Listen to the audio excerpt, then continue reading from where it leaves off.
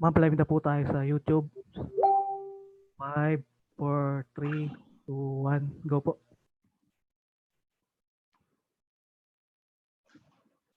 Good afternoon to everyone here today. Thank you for joining us to the final session of webinars for the NSTP, transitioning from the traditional approach to a flexible learning mode.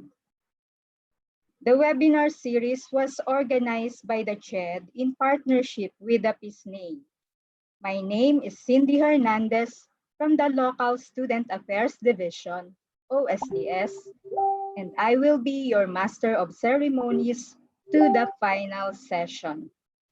Everyone, please rise for the Philippine National Anthem and remain standing for the prayer.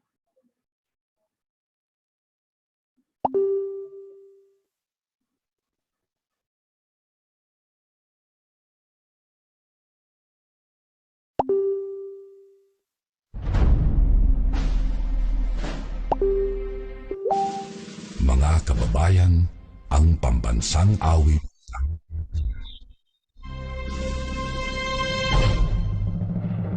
kayang magiliw kaya sa silanganan, alam ng puso sa dikit mo'y buhay. Lupang binirang, kuya ka ng magiting, sa manluluping, di ka pasisigil, sa nagatang tulog sa simoy at sa langit kong pagkaw, ay hinatang tulad, awit sa pagkayang minamahal. Ang isang ang atawad mo'y tagumpay na naghihingi, mapituwin at araw niya kailan pang ay maghihingi. Lumanang araw ng warhabit pagsika, mo'y langit sa piling mo.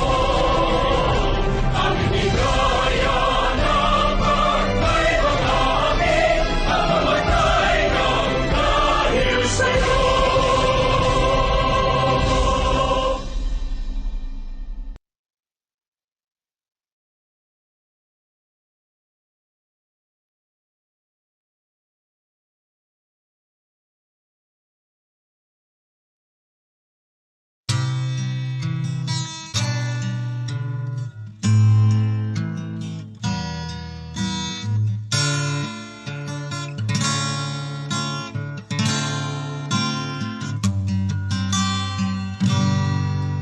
Sikoy ko kamighimu tolangi, sikoy ko kamighimu toaldo woy bulan.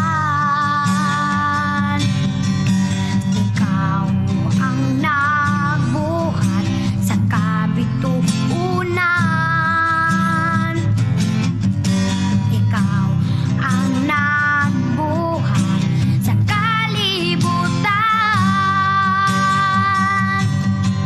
Manama, mawantog ka, warag po ko ilingkoy ko. O Diyos, kahibulungan ka, busa ikaw lang ang simbahon ko.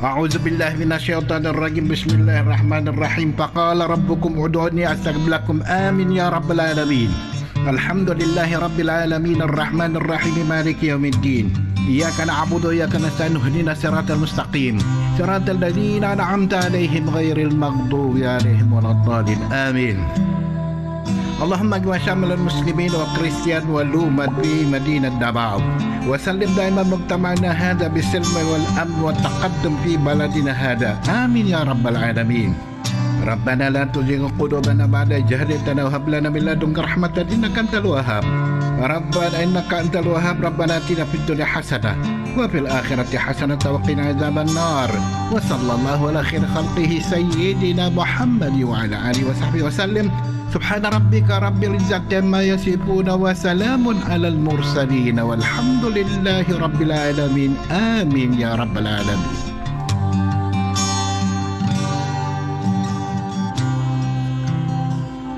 In the name of the Father, Son, and Holy Spirit.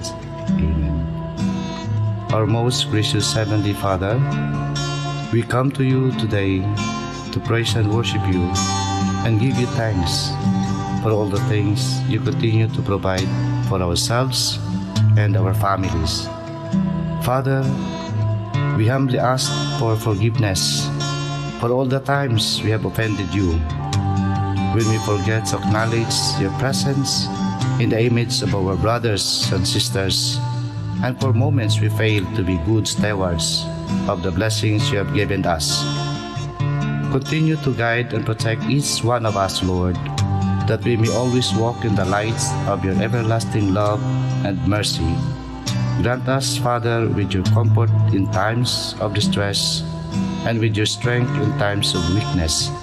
Bestow upon us your unending grace and healing, that we may in turn become instruments of gentleness and compassion to others.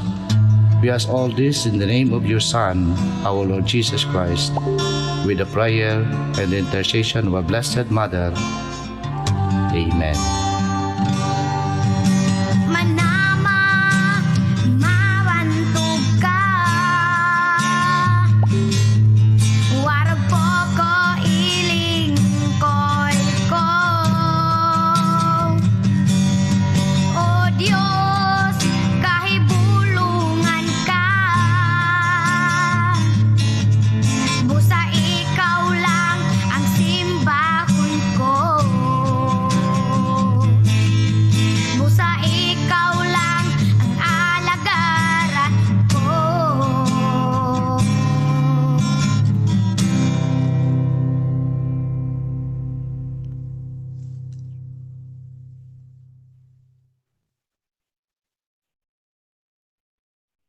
Thank you very much, and please take your seat. To the CHED officials, personnel, CHEDRO NSTP focal, speakers, participants, and everyone watching, once again, good afternoon and thank you for gracing this event via Zoom and OSDS YouTube. Based on our registration link today, we have a total of 956 participants. The participants are CHED Regional Office, NSTP Focal, NSTP Directors and Faculty Members handling NSTP from the various higher education institutions to be able to further assist and guide them in the implementation of NSTP into a flexible learning mode. Today, we also have the members of the NSTP Technical Working Group, as well as the resource organizations. We also have the ROTC commandants of the major service group. Thank you very much and welcome to our TWG, Major Hermie Pava, Dr. Florida Labugen, Dr. Carmelo Jan Vidal, Dr. Romeo Gilio Jr., Mr. Melanio Santella Jr., Attorney Yoli Habeliana, and Ms. Heidi Inoturan. At this point, flash on screen are the house rules. May I call Mr. Eugene Garcia for some additional information? Thank you, Ma'am Cindy. Good afternoon to everyone. We'd like to clarify some issues po. Pinapakiusap po namin sa lahat na kung may message po kayo ng questions, yung related lang po sa presentation ni Dr. Espike. Yung other question like yung sa certificate, first, mag-i-issue po kami ng certificate on a daily basis. And para po doon sa mga nakakumpleto ng webinar series, we shall issue a certificate of completion. So, iwasan na po natin na mag-question naman ganong tanong doon sa chat box para hindi po mag-overflow yung chat box natin. Then, for the same po doon sa Wala pala tayong Facebook. Sa YouTube lang po. So, wala tayong questions sa Facebook ngayon po. So, yun po ang pinapakiusap lang po namin. Limitahan po natin yung questions natin sa chat box, yung related lang po sa question sa presentation ni Dr. Speake. And that's all. Thank you very much po sa lahat. Back to you, Ma'am Cindy. Maraming salamat, Eugene. At this juncture, to proceed to the heart of this activity, it is my pleasure to introduce our speaker. She is the Dean of the School of Teacher Education and Liberal Arts at the St. Louis University, Baguio City, Philippines. She graduated with Latin honors for her Bachelor of Secondary Education, Master of Arts in Special Education, and Doctor of Philosophy in Language Education. She also finished her postgraduate studies in distance education from the University of the Philippines, Open University. She presently serves as one of the Board of Trustees of the Institute of Inclusive Education at St. Louis University, Board of Director of the PAPSET, and the Executive Secretary of PAPTE National. She serves as Master Trainer for Intel Teach Philippines and WorldLinks Philippines. As trainer, she continually attends intensive trainings and actual applications of integrating ICT into teaching and learning. She has been actively attending and participating in CEMEO, UNESCO, and CHED projects for the delivery of the educational technology and technology for teaching and learning courses in the teacher education programs in the country. Prior to her employment, she started her career as a classroom teacher in the Department of Education, DepEd, for 2 years, after which she was employed as an instructor of the University of Baguio and Benguet State University for 6 years. As a researcher, she was able to present papers in various national and international conferences and was able to publish researches in national and international refereed journals. She currently serves as project leader for commissioned researches by the CHED with the Summer Institute of Linguistics and another research project commissioned by the Komisyon ng Wikang Pilipino.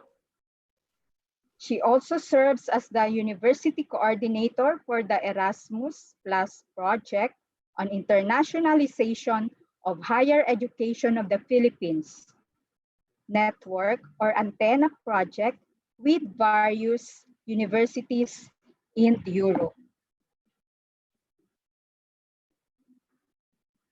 Friends, colleagues, ladies and gentlemen, please welcome Dr. Felina P. Espique.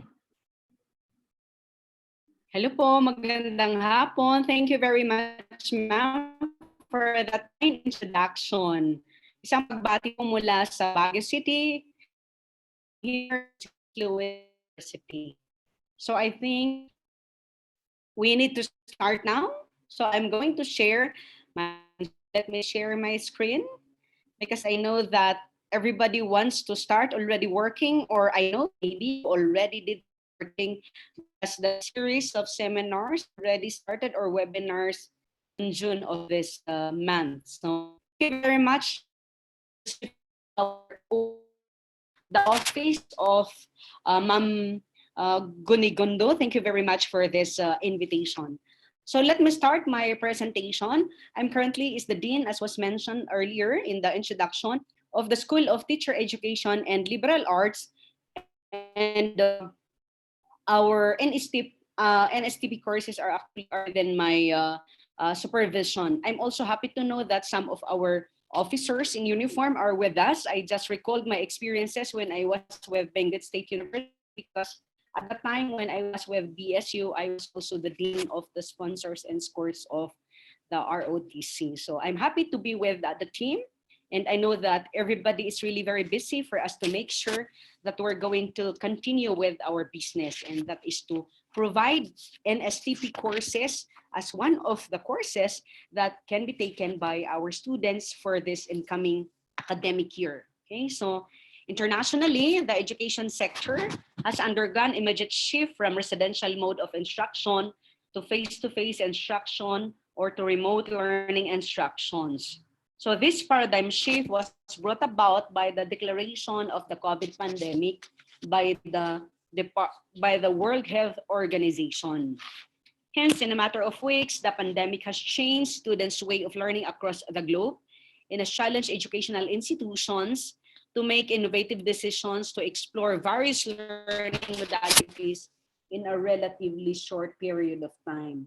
So I'm happy to share with you what we were able to do here in St. Louis University. And I know that it's also is our mandate as centers of excellence and centers of development in many of our programs to share whatever we may share. Okay, so that's our mandate from CHED.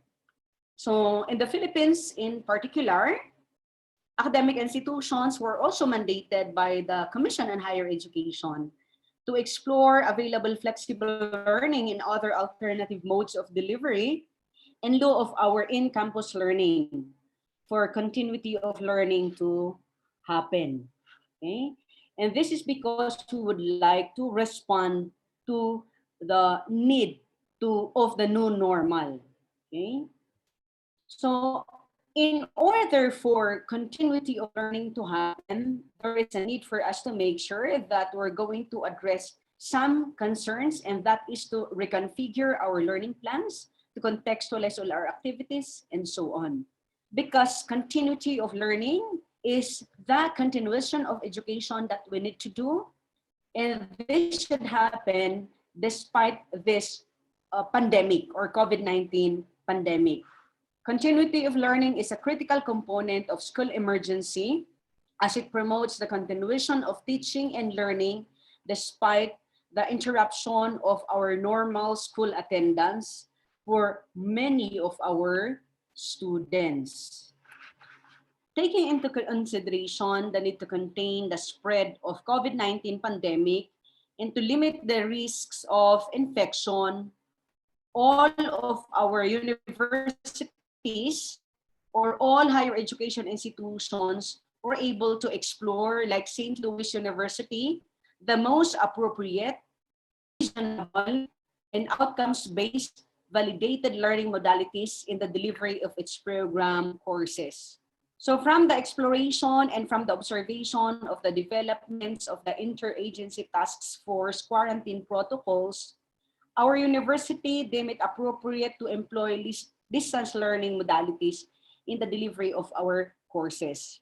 Furthermore, the choice of offering the courses via distance learning modalities were also decided because we were able to read all the different COVID-19 advisories coming from CHED and those that were given to us by the Department of Education and that of the Department of Health.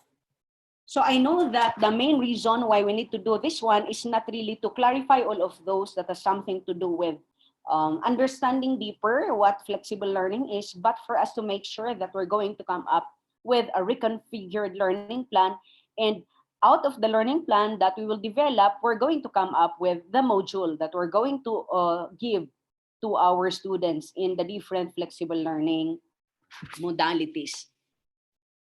Planning is a very important activity in the curriculum development process.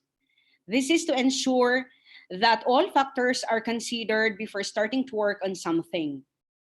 The migration or our migration from residential mode of instruction to flexible learning modalities requires intensive systematic analysis with the aim of making our transition more effective and efficient in responding to the needs and goals of our students and of the society as a whole. But of course, there is a need for us to consider how we're going to plan our learning plans, how we're going to reconfigure our course syllabus. How then must we plan to ensure that our flexible learning materials in our NSTP courses will still be useful to continue, or for us to continue as an institution providing holistic educational experiences for our students? What are some special techniques that we may apply so that we're going to promote active and effective learning in our NSTP courses through the different flexible learning modalities? That's actually is the challenge. Now, of course, I know that we're very familiar with this one, and these were presented earlier on by our previous speakers, I assume. So that definition will actually tell us, or will also determine or define all the things that we need to consider when we're going to plan for our teaching and learning activities in our learning.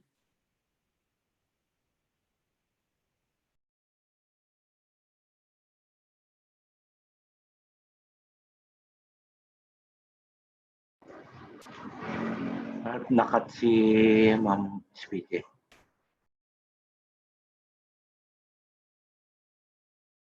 Na-disconnect po yata siya. Ma'am Cindy, nakat po si Ma'am Speedy. Nga baka na-disconnect. I'm sorry for what happened. Na-disconnect yata ako. Hello? Hello po? Ma'am, Yes, ma'am. discontinue na lang po, ma'am. Thank you po. Okay, I'm sorry for that. Matagal na po ba ako, sir, na na-disconnect? I don't know what happened. Okay.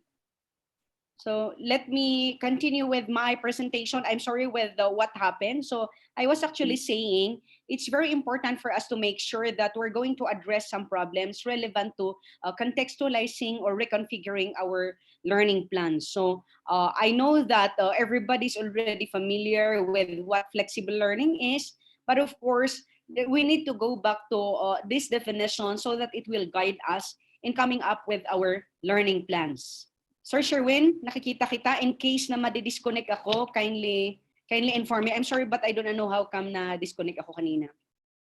Okay, now even for some other literatures, it's actually is telling us that indeed when we're going to offer flexible learning modalities, according to advanced higher education, we need to make sure also that we do not just offer various delivery, we do not just offer our programs, our NSTP courses, different modalities without ensuring that we will consider this so-called balance of power. So we need to make sure that it will be economically viable for our students, it will be economically viable for our institutions, that's according to advanced higher ed, and it should also be appropriately manageable for our students and for our institution. Okay. In the definition of CHEDCO cited by CHED, it's also telling us that indeed the technologies that we are using in flexible learning modalities are usually those technologies that are being used also in distance learning, or how I understood is that those that were used or that are being used by open distance learning institutions are usually those that are also being used in flexible learning. Well, of course, it will also depend on our infrastructure or on the levels of technology that we're going to engage, because we need to consider, of course, the profiles also of our students and the capacity of our institution. So Hall in 2014 is actually telling us that in flexible learning, there are two major modalities, and this will refer to blended learning. And usually, literatures will tell us that blended learning, and even in the definition of CHED, is telling us that blended learning is a combination of face-to-face instruction with other learning modalities. Okay, so some open and distance learning institutions are actually combining face-to-face in their blended learning modality with online learning. For distance learning, as we all know, this actually is with this element, and this is supposed to be considered when developing our learning plans and when reconfiguring also our learning activities, okay? Because there is this element that we need to always remember. This will refer to the physical separation of the teachers facilitating our courses, or like our NSTP faculty or instructors as they facilitate the NSTP courses. Now, for us to at least appreciate the distance learning modalities, these are all the modalities that were provided to us, or that were explained, or that were given to us through the different guidelines given by DepEd and given by CHED and by some other institutions. It actually tells us that distance learning is not something new. Early in the 1800s, there are a lot of open distance learning institutions that were able to cater to their students because they were able to make use of different technologies to be able to deliver their distance ed programs. So this actually started with the so-called correspondence model. So in this generation, what was employed was actually the printed materials, or print materials that were sent through courier to the different students. And for the multimedia model, during this generation, this was when distance learning activities were actually delivered and were supported through the use of audio and visual materials, or those that were saved in cassette tapes and so on.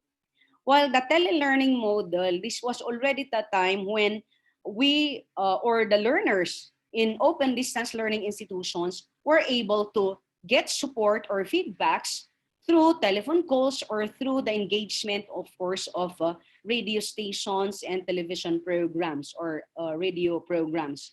While the last two, which is flexible learning model and intelligent flexible learning model, these are already the times when there is a need for our programs, or for the need to deliver the programs of open distance learning institutions using the internet. Okay, so all of these are the different modalities that we can employ also in the delivery of our flexible learning modalities. So this will somehow determine also the activities that we're going to put in our learning plans, and the use of all of these modalities will also determine those that we're going to write in our modules or course learning modules. Now, it's very important, of course, for us to not to write immediately also without considering the following variables for our FL materials in NSTP. So what are these that we need to consider? First is, of course, is the learner's profile. Our main client, who are our students, are the reasons why we are developing our flexible learning materials for NSTP. Hence, their profile matters most in the materials that we're going to develop.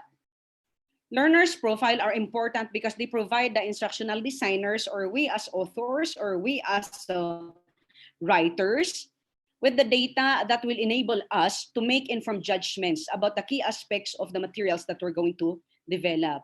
So for example, we need to consider if our students are really ready for flexible learning, and what are those materials that we may include so that our students' needs will be addressed, and what also are their circumstances, so that this will determine how we're going to plan the contents of our materials and how we're going to design our modules and so on.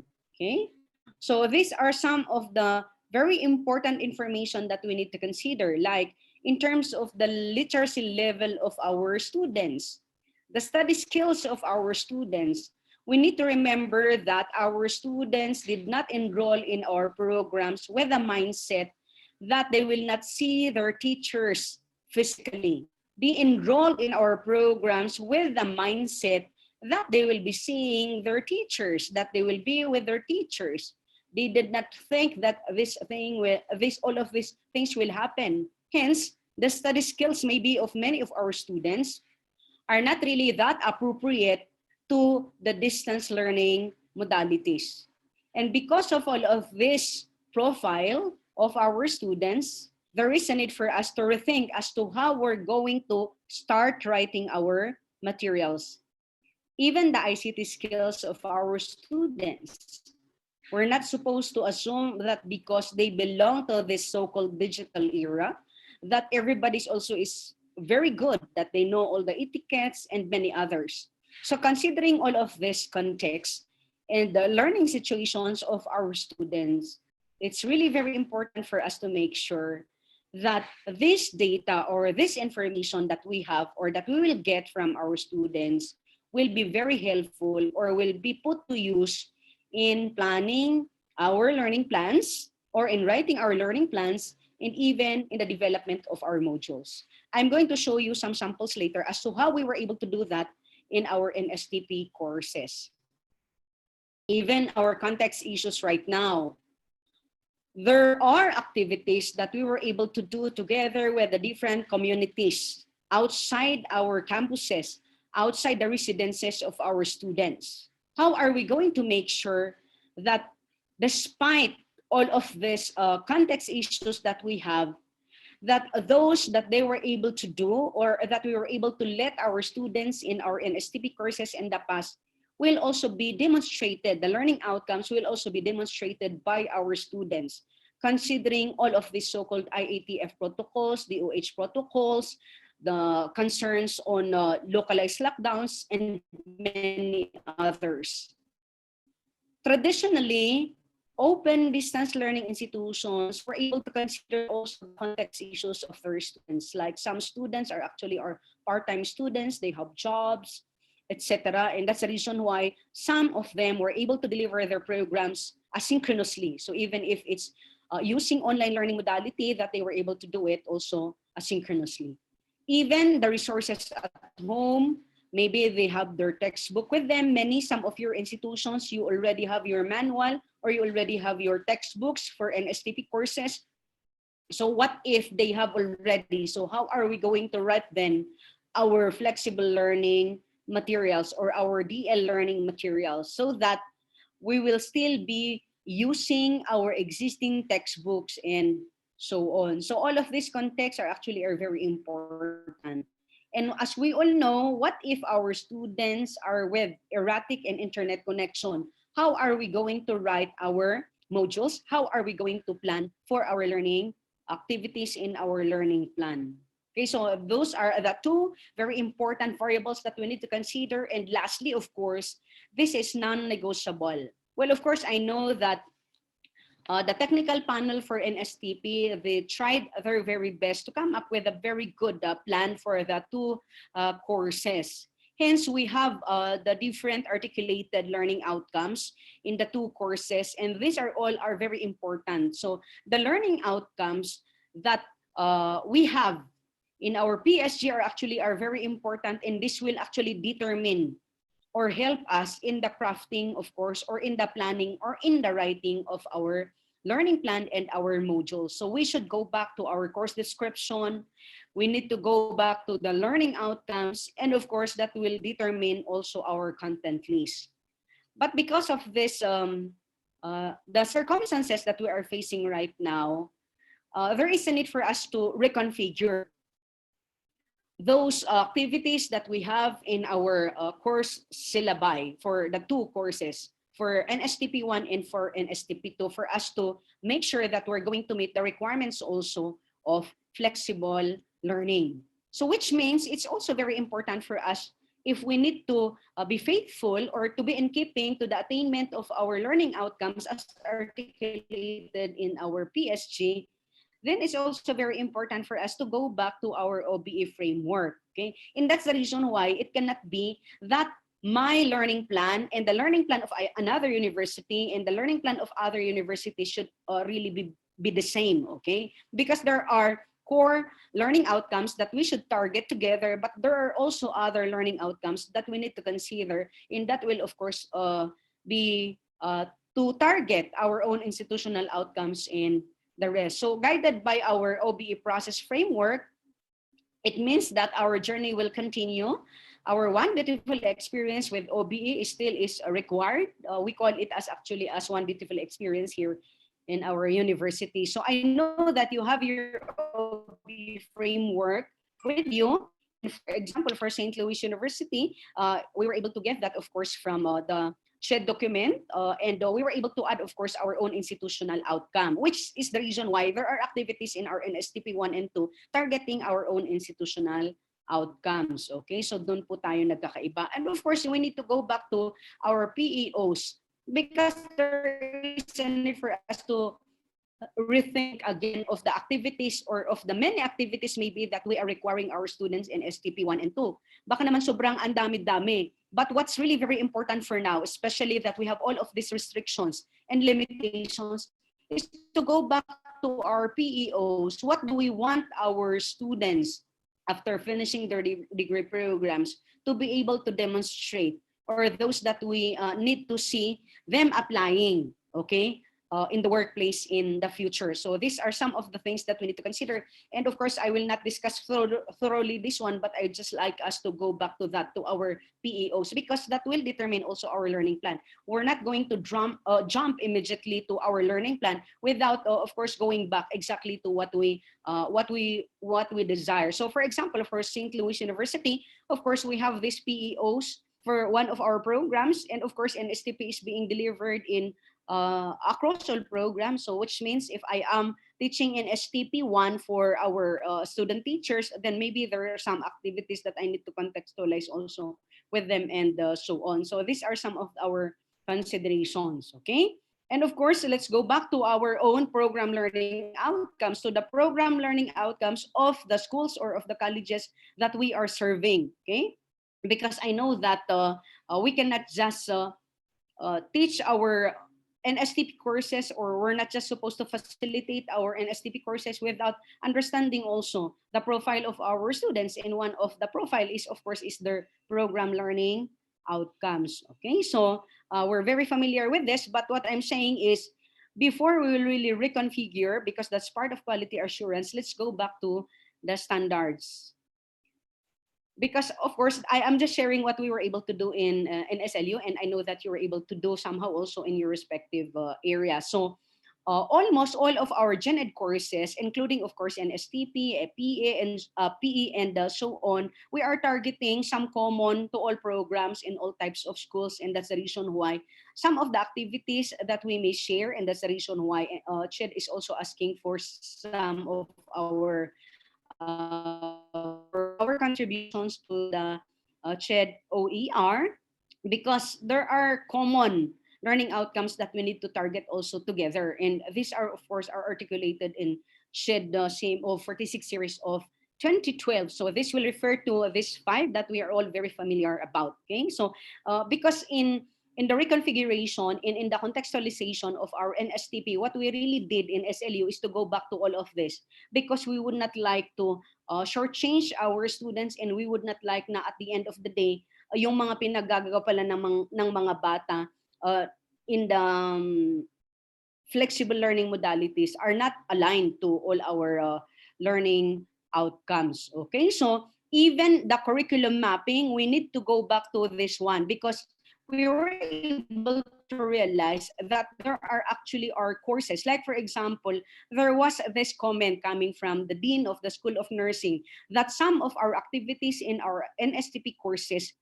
are not supposed to be under practice or demonstration, because these are actually the activities that the students in the School of Nursing are doing in the 3rd year level and so on. So we really need to go back to our curriculum maps in course mapping, because during the short term, we're just done with our short term here in St. Louis University, there were students who were actually asking how come there are activities in our NSTP that they believe is not supposed to be delivered in NSTP, but are supposed to be that are not supposed to be practiced in NSTP, but are supposed to be practiced in their courses in the nursing program. So these are some of the things that we were able to look into, and that's the reason why the way we were able to deliver our NSTP during the short term, we were able to modify it for the way we're going to deliver it during this short term, because we need to go back to our mapping also, so that there will be no reduplication of activities and many other concerns.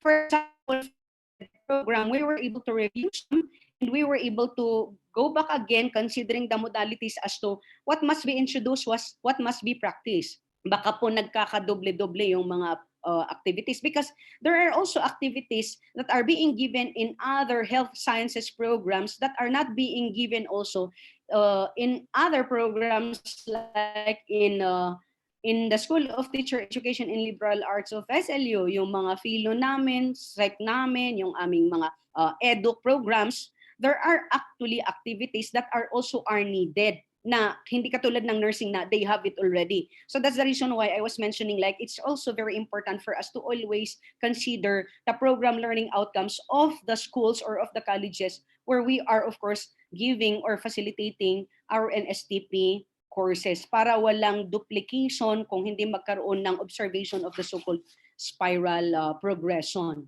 Okay? So this is a sample of what we have in SLU. So binalikan po namin ito and then we still decided na we really need to observe, of course, how we were able to do the mapping. Okay? So hence what we were able to do was actually to look into the activities and to look into the course learning outcomes in the various courses. So we maintained actually our curriculum map. We did not change our curriculum map for the teacher ed program. But of course, the curriculum map that we have in other programs in the health sciences, we were able to change those that has P to I, okay? And so on, okay? So we have here already our course learning outcomes. So this is our course learning outcomes for NSTP 1. So I know that we have common course learning outcomes to some, but of course, there are those that are particularly targeting our own institutional outcome or our outcome within our typology. Okay, so the reason why I'm also showing this one is that because we need to go back to this one. I'm sorry for the third learning outcome. It should be CICM. CICM po kami. Ito po yung learning outcome namin na naka-align po doon sa aming institutional outcome sa aming curriculum map. Okay, so I know that you're very familiar with the aligning and so on. So hence, ito po yung sa institutional outcome po namin. Okay? Now, what's really very important after reading and after listening to some discussions from CHED and from the Department of Education, it's really very important for us right now, I think, to target those that are considered as the most essential learning outcomes. Because during this time, it's really very important for us to focus on this because it's not of, we're not supposed to be giving a lot of activities to our students, but not really targeting those that are considered as core learning outcomes. So during this time, it pays to echo UNESCO's belief that educational quality, access, and system strengthening cannot be compromised in times of crisis.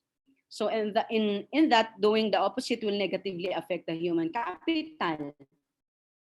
Working on this premise, we review our curriculum and course syllabus, especially our learning plans, to address the need to protect the health and wellness of everyone, but at the same time, ensuring that the learning standards that we give to our students are relevant also and are flexible.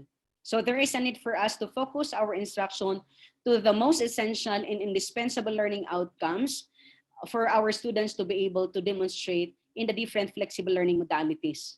In doing so, it will lighten the burden of converting classroom-oriented learning resources adapted to flexible learning modalities. So this is not, of course, to diminish the standards, but to ensure focusing on the essentials while ensuring that curriculum standards are maintained and achieved. So these are the things that we need to consider. So we are now at the 6th level of the OBE process. So after going back to all of those, now let's go back now to our course syllabi. So after knowing that our students, for example, in GCQ, ECQ, and so on cannot or are not allowed to meet us face-to-face, so how then are we going to do how then are we going to write our learning plans?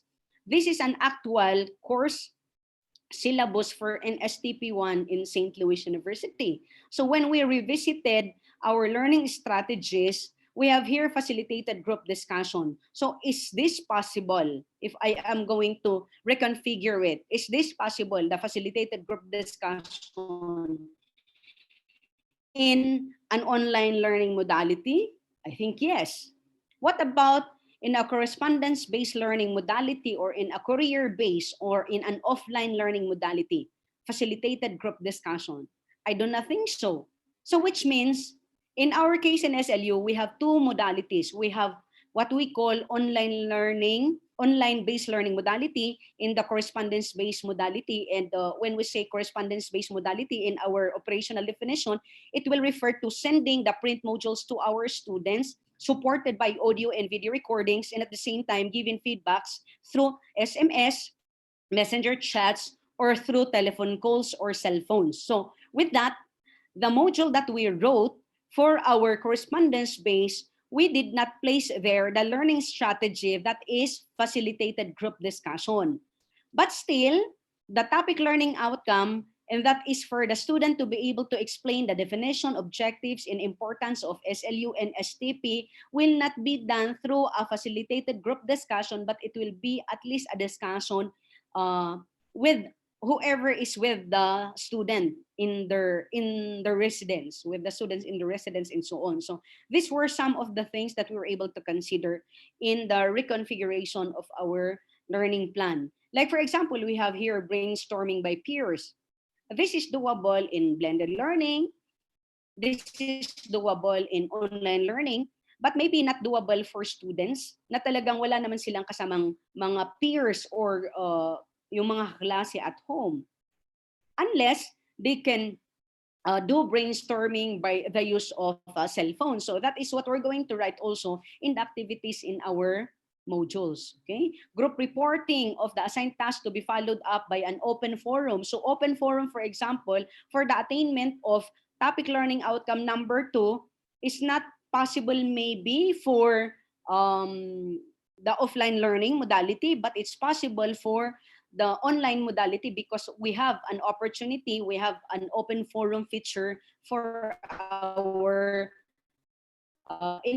LMS and so on. So for example, for this one also, we have activities like facilitated discussion and brainstorming based on the legal basis of NSTP and flag heraldic code. So we were not able to change most of our learning outcomes, but what we may do actually is to also look into our learning outcomes, especially our topic learning outcomes, if there are overlapping, or maybe there are those that are at the level of the so-called lower order thinking skills. So maybe what we can do to write it is to come up with a learning outcome that will subsume some of the different other learning outcomes. Because as we all know, what we actually evaluate for our tutor mark or faculty mark activities are those that we were able to place in our learning outcomes. So we evaluate against our learning outcomes. So if we have a lot of learning outcomes, it will tell us that we will have a lot of learning activities and assessment tools. So these are the things that must be considered. So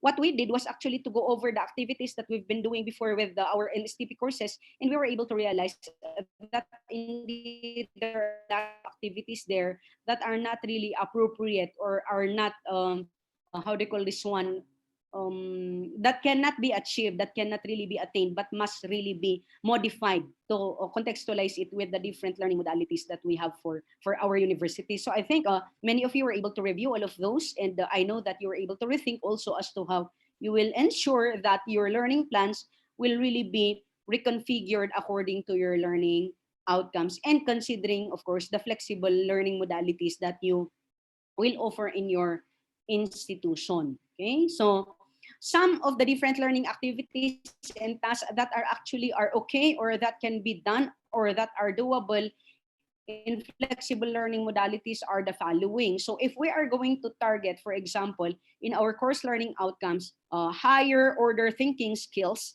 then we may consider to give them project-based learning activities or inquiry-based learning instead of those activities that are given na mga short answers, essays, or objective types of tests, and so on. And I know that NSTP courses are actually being facilitated in this manner even during the time when we are still facing our students face-to-face, okay? So for example, we can have telecollaborative learning activities with our students, and we can also do online treasure hunting, web quests, scavenger hunts, and so on. So we can just, of course, review how these are done, or this can be done for our NSTP courses. So we have descriptions of all of this sa Google po.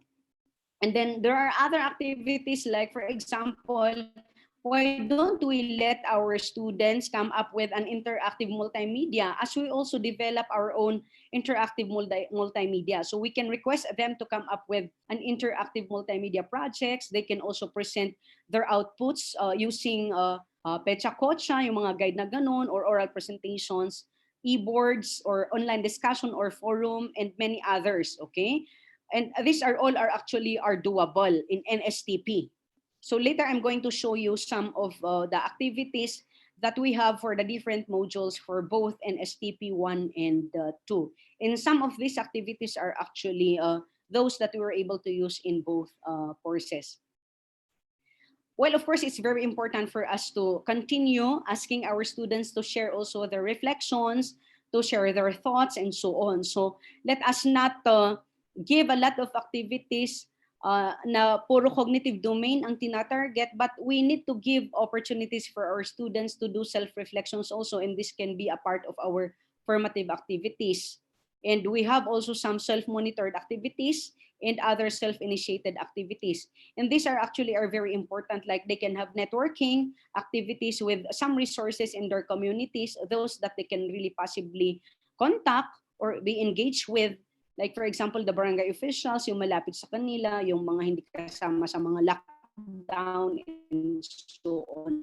Some police officers, mga nasa clinic, and many others. And ito yung mga halos ginagawa po natin sa NSTP, di po ba? And we have a lot of products and performances, and these are those that we can actually place in our teaching and learning activities. Okay, so like for example, we can ask them to submit reports, designs, constructions, essay, but of course all of these are supposed to be within the context or within the alignment doon sa ating mga course learning outcomes. Okay, so these are just some samples, so which means maybe we can also use this one in some of our other courses, because I do believe that not all of us are teaching only in STP, but some of us are teaching other courses, because in our university that's what we do. We give our teachers not only in STP courses, they are not only facilitating in STP courses, but they are also facilitating other courses in the different programs for the university. So these are just some of the samples that we can actually let our students do, for them to demonstrate their understanding of our contents, and for them to be able to demonstrate the skills that we would like them to demonstrate. So these activities can also be used for the purposes of letting them tell us that indeed in the respective residences they were able to demonstrate all of those that we were able to write as our topic learning outcomes or unit learning outcomes. Okay, so in the light of flexible learning, of course, it's always very important for us to go back to our performance indicators and to our target standards. And alignment is, of course, is always important. Now, guided, of course, when you are going to reconfigure your learning plans for emphasis and to give a summary of the first part of my presentation, it's very important for us to make sure that we will consider the following: the program learning outcomes of the programs where we are facilitating in STP, the curriculum map that we have with the schools, the course learning outcomes of our courses, considering the program learning outcomes of the colleges or schools or programs where we are teaching our NSTP courses, and our course learning outcomes. And as much as possible, it's really very important for now, but of course, even in the future, for us to always target the core and essential outcomes, and to target higher order thinking skills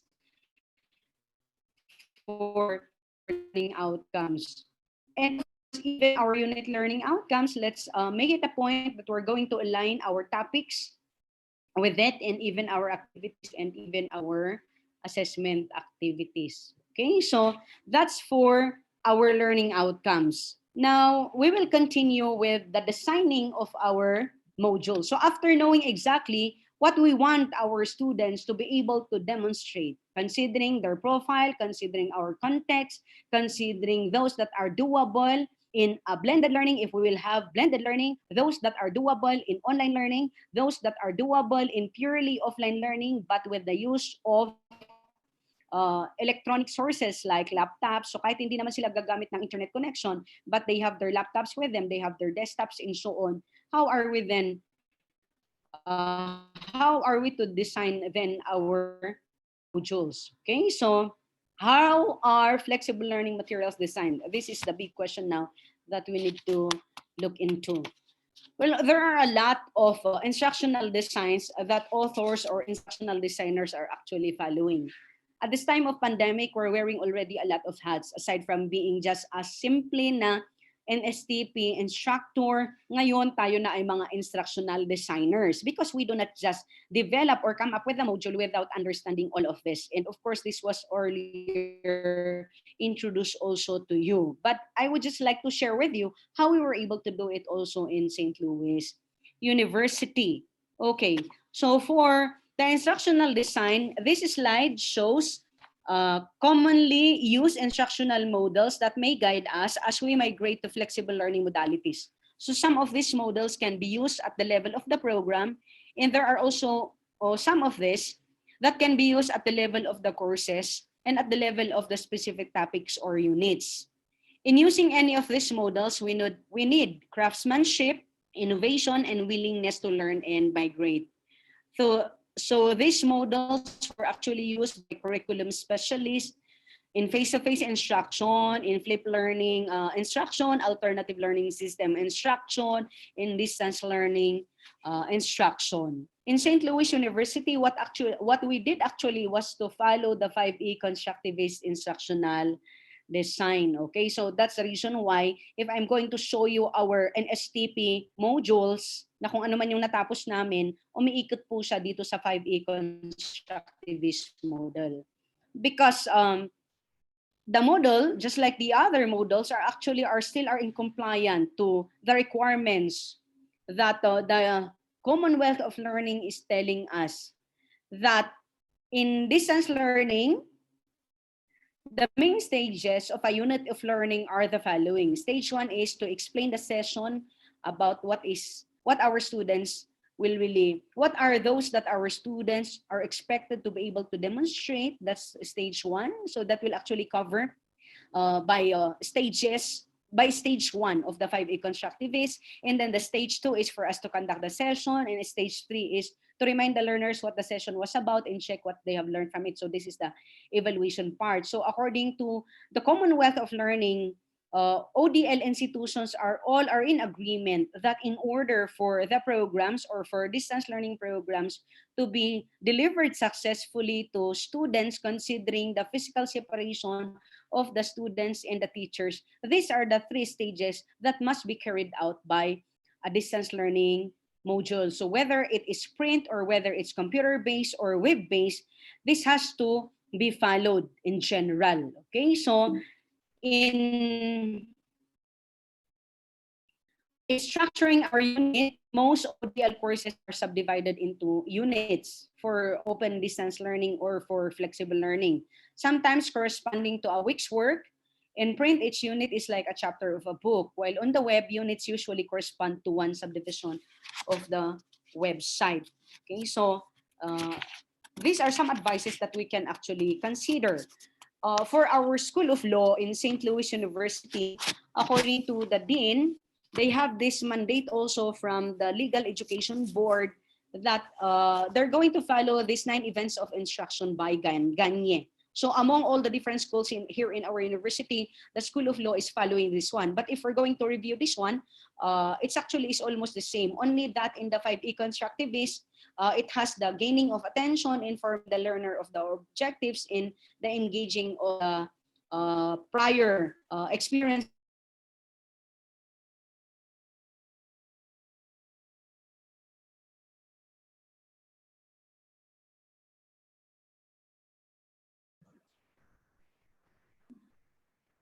Dr. SPK. Putol na naman si ma'am. Oo, nawala.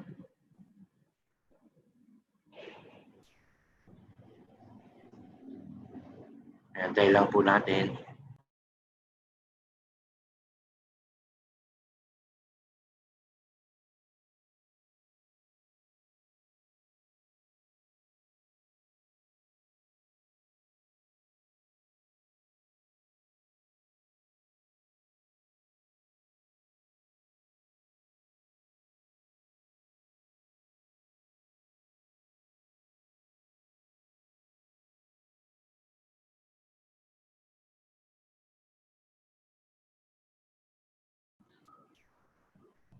Tensya na po, pakiantay lang po natin na makabalik si Dr. Speaker na putol po yung connection. Thank you.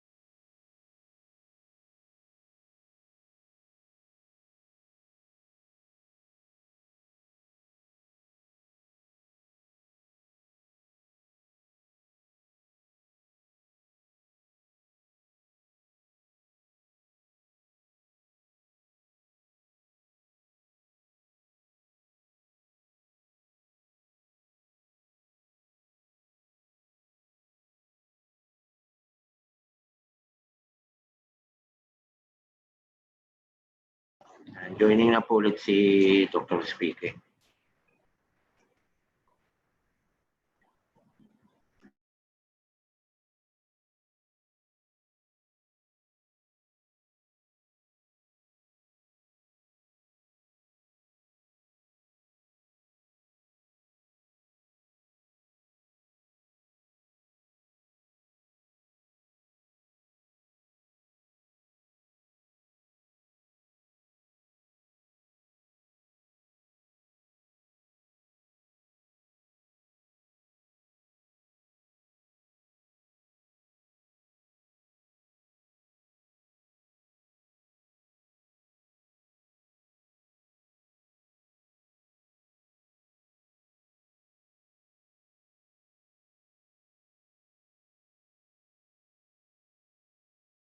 Ral, paki-unmute si Ma'am Speaker.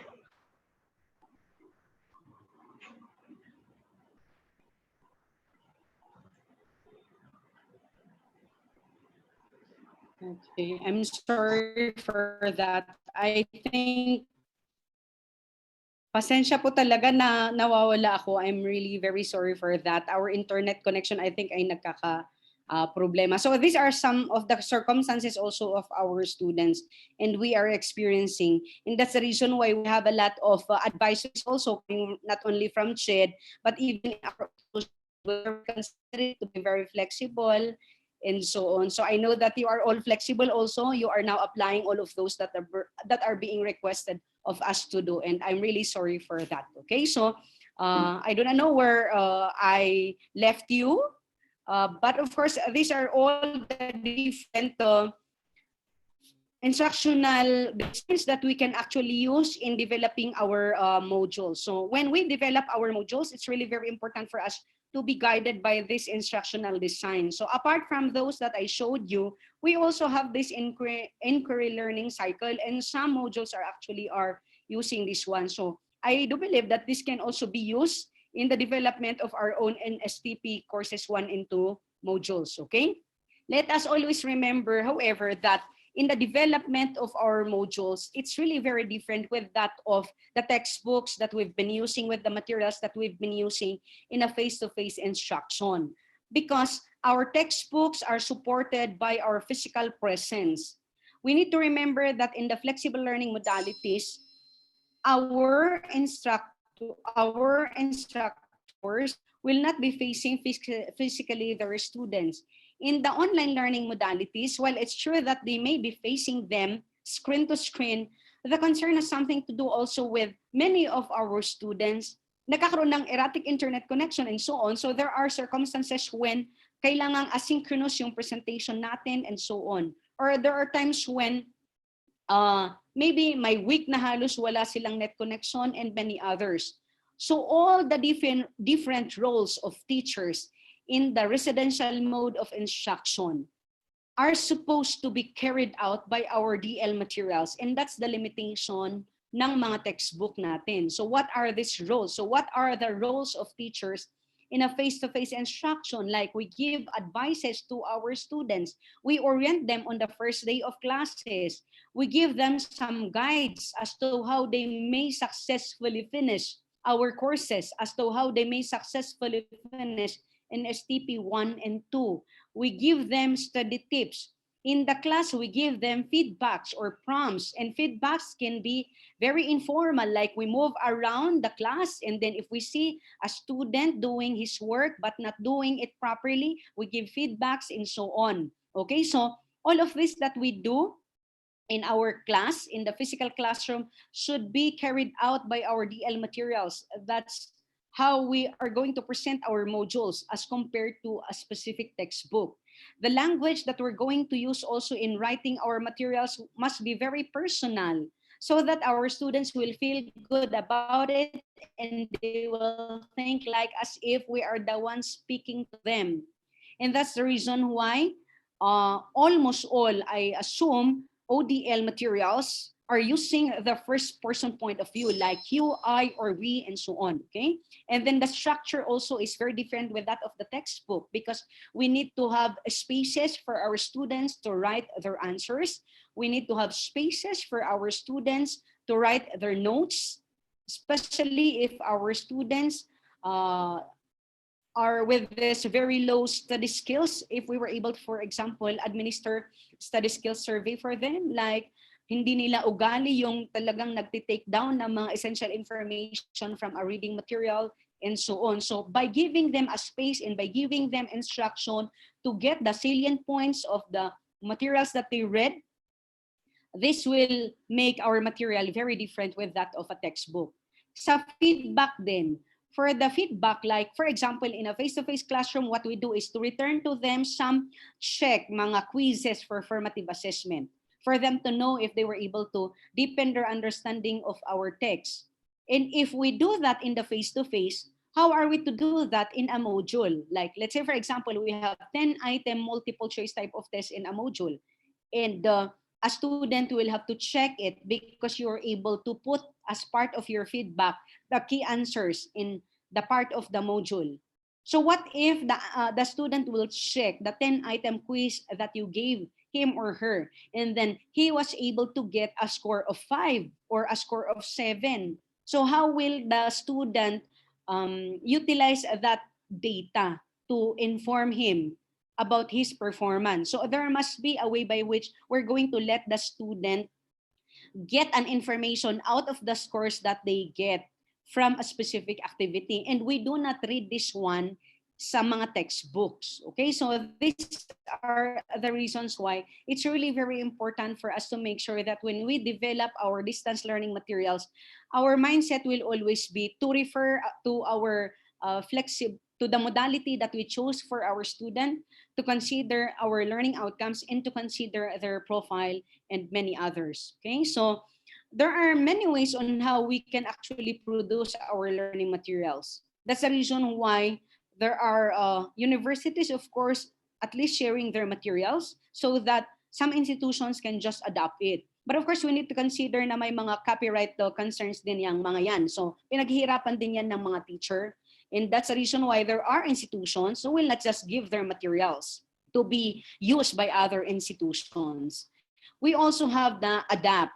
Okay, when we say adapt, this has something to do with using some existing materials already that we have, and what we're going to do is just to add some DL components, distance learning components, to make our distance learning materials appropriate for distance modalities, okay, distance learning modalities.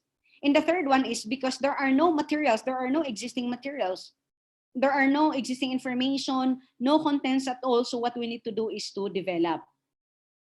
But I think in the context of different higher education institutions in the Philippines, maybe what we can do is to do to possibly do the adapting of an existing ODL material if some institutions may share what they already have, okay? Because we don't have to write anymore. The production will be very fast and it can be given immediately to the students and so on. And maybe we don't have to pre-test it, okay? And errors are already eliminated and so on. The only problem is, of course, it's not contextualized to our own institution. As I said a while back, we have our own institutional outcomes. We have our own outcomes according to our typology and so on. And there may be some restrictions in terms of usage, and it deprives ownership from the faculty and staff. So ang pinakamainam, I think, that we can do is to do the adapting of our existing materials. So if you did not yet write, you already have your existing materials, because it will give you a head start and it will reduce, of course, the lead time. It will give you models and ideas as to how you're going to do it. Okay, so I know na matagal naman ang NSTP na na-offer. So ibig sabihin, ito ang pwede nating gawin. Because again, as I said, to the non-ODL institutions like our institution, we never offered in the past our NSTP courses na via distance. So which means we have our existing material. So what we had to do, and we are still continue doing it, is to do this one, adapting our existing materials, but adding some DL components to make it or to appropriate it to distance learning. Okay, so to create, of course, is to come up with really something new, and it will be very difficult if we do not have any material for NSTP to use in the first place. Okay, but of course I know that we have a lot of materials that we can get from the different institutions or sa ating mismong institution. Well, of course, ito medyo mahirap talaga dahil kung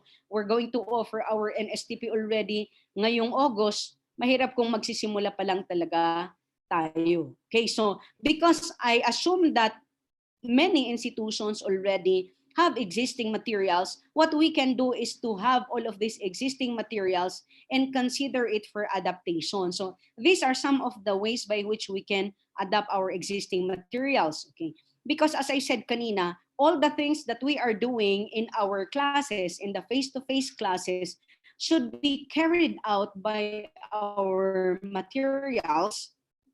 Then we need the following. Okay, so we need to welcome our students in our classes. We need to orient them. We need to give them an overview of what NSTP1 is or NSTP2. So our modules should have an overview, and the way we're going to write our course overview, as I said kanina, should be very personal to our students. Okay, a sample will be shown to you later. And because our students, as I said, did not enroll in our programs thinking that they will not be seeing their teachers, and they were used to meeting their teachers who are also their second parents, or who were their second parents nung nasa lower years sila and during the previous semesters na hindi pa tayo nagkaroon ng flexible learning modalities, kailangan po ng course guide. Okay, so this is a very important document in open distance learning, because this will orient our students so that they will know exactly how they will cope with the situation, and so that they will know exactly how they're going to do the activities in the different modules of our course learning packets. Study schedule also is very important for pacing purposes. So I will be explaining to you later as to why it's very important that part of our module is our study schedule. Okay? And of course, the assessment guides, the task guides, the materials that we will use in our assessments, all of these are necessary. And this should be part also of our modules. And we should give specific guidelines as to how they're going to use those materials. We need, of course, to have links also to local resources, because there were maybe activities that we were able to do together with our students that are not possible anymore, especially to those areas that has high quarantine levels. Okay, and of course, summaries and so on. At itong last two po talaga ang mga kailangan nating kinakarir din. Apart from coming up with a print module, we need to support our print module with our audio and video recordings in interactive multimedia presentation. this is to be in keeping to the different learning styles, to the different theories and learning styles of our students to address their audiovisual needs and so on. So there are a lot of theories that will indeed tell us that our students' understanding of our lessons will be dependent also on the way we're going to present our lessons to them, on how we're going to organize the materials that we're going to give to our students. Okay, so these are all the very important information and materials that we need to give to our students as an additional component of our textbooks or of our existing manuals for NSTP 1 and 2. Okay? So I'm going to show you po our sample course guide for NSTP 1 and 2 and our modules for NSTP 1 and 2, kung ano po yung nakayanan namin for a very short period of time. And our video recordings for some of our NSTP classes. And I'm going to show you also some samples of some recordings in other courses na hindi namin nagawa sa NSTP, but I believe na makakatulong po sa inyo on how you will think of developing also or writing your modules. So I'm going to stop sharing this one because I will refer you po to our sample course guide. Okay, so I will show you po I'll show you my screen and then I'll show you yung kaibibigay lang po actually na lang po ng aming quality assurance faculty dito sa aming school. Okay, so ito po ang naibigay niya sa akin kahapon because our deadline in SLU actually, because we're going to open po our we will start already actually our classes already sa August 17, okay? Pero sa August 17, ito pa yung orientation with the students, orientation with the faculty, and so on. But our actual class will start ng August 24. But the uploading of the materials, the facilitation of courses, inviting our students in the Google course site ay mangyayari na po starting August 17. That's already on Monday. So we have a lot of schedules already between August 17 to 20. So that's the reason why we already have all of these materials. So it was just sent to me yesterday because katatapos din ni Dr. Silva po na i-edit po siya yung quality assurance namin for NSTP at naging teacher din po siya na matagal for NSTP. So for NSTP 1, for example, ito yung module po na ginawa namin. So ipapakita ko po kung paano po namin nagawa or nagamit yung 5A. But as I said, prior to the development of our module, we had plannings first, okay? Considering po yung reconfiguration of our learning plan. So I'm going to show you po a course specification for our NSTP 1, okay? Which was used to this, which was actually the reason why it was also decided na okay po na i-offer namin ang NSTP via distance learning. Because a course specification na adaptation din naman po ng course syllabus, pero hindi lahat po ng information sa course specification namin ay galing mismo sa syllabus. But at least our VPEA, the finance office, and all other offices concerned for the offering of courses via distance were able to get an idea kung bakit doable po ang NSTP to be offered via the two modalities that we chose for our students. And again, as I said, the online learning na mag-LMS po kami. And then yung isa po ay pagpapadala po ng mga modules sa aming mga estudyante. So this is our NSTP course specification. So what our department did for NSTP was to go back to our course description. Okay? So nandito po yung course description namin. Siyempre, in-enhance po namin yung course description that the technical panel for NSTP gave us because we need to contextualize it also with our institutional outcome and with our typology learning outcomes. Okay, so like for example, further the students will become aware of their identity as Louisian and practice the CICM advocacies and so on. So ito po yung course description po namin. Okay. Now, may I proceed to the course learning outcomes? The course learning outcomes in the course specification, after studying it, ang naging decision is, yes, it's doable in the two modalities. Okay? So yan po, kasi kung babasahin mo, wala namang problema, unlike po in some of our courses na hindi po talaga siya doable. And that's the reason why we move some of our courses to another semester. Like one of our PE courses ay aquatic swimming. So we have our swimming pool, but because our students cannot, considering our course specification, na nandun ang course learning outcome na dapat po lumangoy talaga sila, at hindi naman po pwedeng lalangoy na rin sila kahit pwedeng may mga swimming pool sila or rivers sa kanilang mga places or communities, but we have also quarantine level mga protocols. So that's the reason why we offered some of our PE courses kasi doable yung mga layouts nila, like mga may taekwondo and so on, na pwedeng i-video nila sarili nila, naka-video po yung mga teachers namin, i-demonstrate ng bata, yung mga ganun po. So for NSTP, we were able to realize na doable naman po ang aming mga nakalagay na course learning outcomes.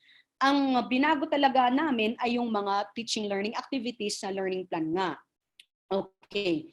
Why was there a need to modify? Of course, we had to look into the profile of our students. So ito po yung application ng sinasabi ko sa inyo kanina. So in our course specification, we tried to study where our students are coming from. So from the survey and from the data that we have in our university, our profile or the profile of our students in their context ay dinescribe po ng aming faculty as this one. The students enrolled in the course are first-year students and second-year students of other program from the various provinces in the country. So there are 100 students enrolled in one class residing within the city of Baguio and outside the city. Ang NSTP po kasi namin, 100 po ang isang klase, okay? So there are 100 students in one class. With the CHED Advisory number 7 na ibinigay po sa atin last time, sinasabi dito na hindi pwede ang mga residential mode of instruction until August 31 because this course specification was developed prior to nung na-revise yung ating advisory number 7, okay? So further, the enhanced community quarantine, etc., etc. Sinasabi kasi doon na until there will be this parang kumbaga information sa IATF na maa-allow and kung halimbawa magkakaroon ng MGCQ. While the city is MGCQ, many of our students naman are under places na hindi MGCQ. And because of the, so yung mga nakalagay din sa aming mga ibang learners profile and context ay some of our students are from other countries or other places, may mga na-lockdown, etc. So, yun yung justification namin kung bakit there is a need for the university to also work for the infrastructure because we do believe na pwede ang online. So, kung pwede ang online, so there must be a technological support from our university and so on. Okay, so it says here that, however, the students may also have an access to internet for their electronic and online-based activities. Kaya pumayag nga po na magkaroon kami ng online. Okay. Activities via correspondence are also highly encouraged for students who do not have reliable access to internet or does not have electronic devices that can be used for distance learning. So how will we then assess? One of the questions na na-raise po ng isang VP namin, sabi niya, napapansin ko yung mga activities ng NSTP, di ba halos community-based yan? So sabi niya, hindi ko ma-imagine, will you please explain to me kung bakit, sige, because CHED is telling us if you're not ready, do not offer it. Okay? So, paano natin ma-ensure that the learning outcomes will be assessed accordingly? How will you do the evaluation? How will you do the monitoring? So, this is part of our course specification. So, our teachers were able to say that NSTP CWTS1 has formative and summative assessment activities that will be administered in two modes. So via printed recorded materials, that will be through express mail services and then via Google Classroom. So that's actually the LMS that we're using and other applications in the Google Suite. So to evaluate the learning competencies that entail demonstration and actual performance, PowerPoint presentations, or video presentations or documentations will be required from the students. So our students will be monitored according to the following. Students without internet connection but with computers or laptops at home will be monitored through their printed modules that are scheduled to be sent back to the teachers and to be sent to the students and to be sent back as scheduled. During our experiences also noong pong nakaraang short term was to be able to send our printed modules to the different municipalities and barangays here in the Cordillera sa tulong po ng PNP. And right now, we're having this partnership also with the Philippine Army because sa experience po namin, sa monitoring po namin ng mga modules namin nung mga nakaraang taon, maraming lugar kahit po sa Pangasinan, ang hindi po talaga naaabot ng courier services. The problems also that we had with the courier services ay, syempre may mga nalalockdown din ng mga barangay, hindi nila madala. So pinakamaigi po na naisip namin to tap the help of the PNP. And now we're having this partnership also with the Philippine Army so that our print modules ay maipapadala sa kanila. So which means in our monitoring details, to improve it after na natapos namin yung MOA namin, ilalagay po namin dito na our print modules will be scheduled and will be sent not only through courier, but it will also be sent through our partners na magbibigay po sa kanila at sila din po ang magpipick up yung mga ganon sa mga lugar at magdadala po sa amin dito sa aming pamantasan. So these are some of the ways by which we may of course help our students, and that is part of monitoring. But monitoring will not only be done or can when we will monitor, especially our students na mga correspondence-based, yung offline, hindi lang yung ibabalik nila yung module na nasagot nila, okay, para malaman natin kung natuto ba sila o hindi in our modules, but to also, of course, call them. So, how will we monitor also the delivery or the receiving of the modules if not to text them? That's why part of our guidelines for our teachers is to know the numbers of our students na ang pinili nila ay offline o ang tawag namin ay correspondence-based learning. So after knowing the numbers of these students, who are these students, and na-send po yung module, responsibilidad po nila na tawagan sila and then to counter-check with the students if they receive the complete package, pages 1, 2, and so on. And then if they also receive the USB OTG, kasi yun yung gagamitin for monitoring, and ilan yung mga files na nandun po sa USB OTG and so on. So these are some of our guidelines given also to our teachers. So these are some of the information that we were able to include po in our course specification. And we do not see this actually in our course syllabus. Okay?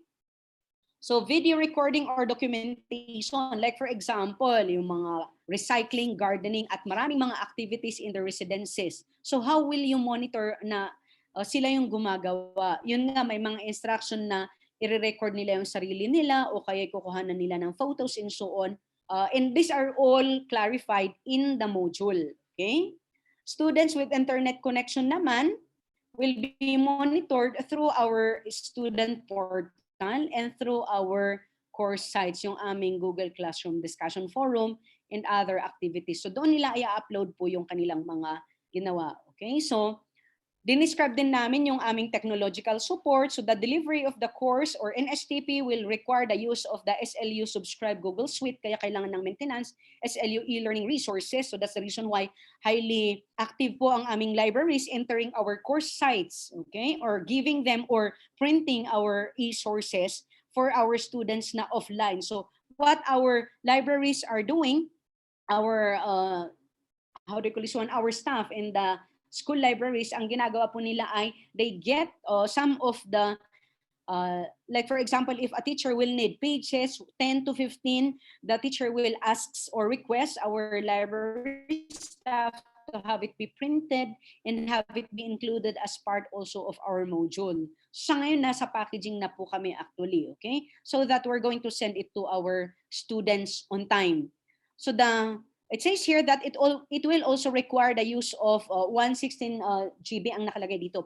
So ang university namin bumili ng USB OTG, and then doon po namin lahat ilalagay ang lahat ng mga resources po namin na naka-folder siya at naka-organize din siya. Okay? So the course budget, syempre nakalagay sa guideline po ng aming university na anumang cost na mai-incur doon sa pagbili ng USB, actual cost po, at saka yung pag-send through courier sa mga estudyante, yun po yung dagdag po na bayad po nila. Okay? So ito po ang aming course specification. Ito po yung unang ginawa na aside from yung aming syllabus. Okay? Ngayon, after we were able to do that, they will already develop also the course guide. So yung course, sabi ko sa inyo kanina, yun po yung aking ipapakita. Ito yung course guide. So in order for us to make sure that our students will really be oriented as to how they will do their responsibilities well, properly, ay may course guide po. So ito yung course guide namin. So may introduction dito na alam, course overview, para yung bata na iintindihan niya. Okay? Kung ano po ito. So, siyempre, kinarir po ng aming mga teachers na sulatin po talaga ito. Although may pinagkuhanan na sila mga dating materials, but to have it be organized according to our requirements, because of course, all of our modules, walang mga course guides in the past. I mean, all of our materials. So what they did was actually to really try their very best to come up with a course guide to orient the students. Okay, so ito po yung course guide, and then after introducing to them itong ating mga course learning outcomes, they were able to introduce to them also the contents of the modules and the unit topics. Okay, so I know na halos maraming common po sa atin dito. So in the past, nagkakaroon talaga ng mga fora. So we've been inviting several people to help our students about mental awareness, environmental awareness, health awareness, and many others. Okay, so we were able to do that din naman, okay, through webinar, through virtual meetings like this one. And then this is the course guide po. Okay, so may I just read to you our course guide, because of course I'm not allowed to give it to you as is, but of course if you are participating in this, at least you will see how we were able to develop our course guide. Well, of course, I'd like to recognize that all of this information I'm sharing with you, I was able to learn it also from my professor from UP, because all of my courses in distance ed in UP, lahat po ay my course guide, kasi nga DE din naman ang sinusundan nilang framework, okay? So the key to successfully finish this module lies in your hands. That's the statement. So this module was prepared for you to learn diligently, intelligently, and independently, and working with honesty. As a Louisian, doing this will greatly help in prepare you to become a socially involved citizen. There are activities that would really test your honesty and being responsible learner. It is more on performance tasks and the quality of the outputs that you'll need to accomplish, okay? So the following guides and house rules will help you further to be on track and to say at the end of the module, my mission never ends as I continue to become an ambassador of goodwill or Sharia. This is the essence of community service involvement. As we continue to show our panakibadang, so it's actually is a vernacular term, or solidarity in our very own community, which will definitely starts at home, okay? Binadang ay ano yan, parang pagtulong, ano ba yun sa Filipino? Manage your time well, so ito po, and then all the instructions how they should manage your time well is actually stated here. Okay, create your own study routine, schedule properly your reading assignments and your activity accomplishments, mga ganun po yung mga sinasabi nila, okay? Make sure you're not going to miss any part of the module. So as I was saying kanina, the teacher's role in the classroom, in the physical classroom, are carried out by our modules. So if we do not have all of this, well, of course, researches will tell us that the completion rate maaring mababa. But if we have all of these prompts and all other proactive interventions that we will do with our students, it will be of help. Okay, so you need to give them also information as to how they should focus their attention. Make sure you do things one at a time, read the material over and over until you're able to get the point of the lesson. If you did not understand the readings and other tasks, read. If this will not work, engage all possible resources. You may text your supervising instructor or ask your other family members to help you. Do not hesitate to ask your supervising instructor. Okay? Ito kasi medyo marami sila na gumawa nito, kaya hindi niya sinabi na ako yung aking sarili kasing module, ang sabi ko, ask me. Okay? Kasi nga first person, second person. As a facilitator, I am here to guide and process you, or the facilitator, the instructors will be there to help you. Give your best, submit your work on time, and so on. So, nakalagay dito yung mga ilang instruction. Be patient.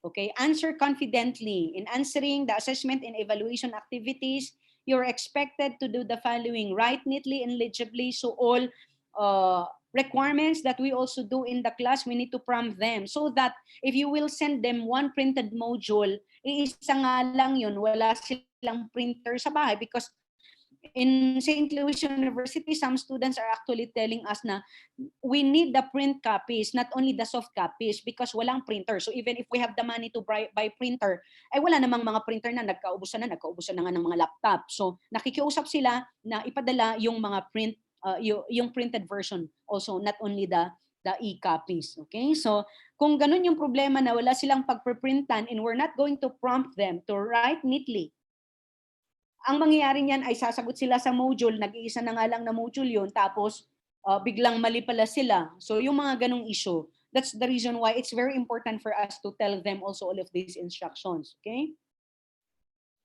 Make sure to give your answers completely and concisely, and many others. Work independently and be honest. So let's, of course, mention about the consequences if they will cheat. We can also, of course, mention about some of our guidelines in our handbook to prompt them, to regulate them. Motivate yourself and then contact me. If any part of or lesson you need help and guidance, do not hesitate to contact me or your supervising instructor through email, messenger, and so on. Okay. Lastly, check your manners. It is good to go back to your good manners and right conduct para hindi yung kung saan-saan sila nagra-rant, di ba? Okay. So nakalagay pa dito yung mga ilang sinasabi nila na tungkol sa pag-ibig. Okay. So yan po ang course guide.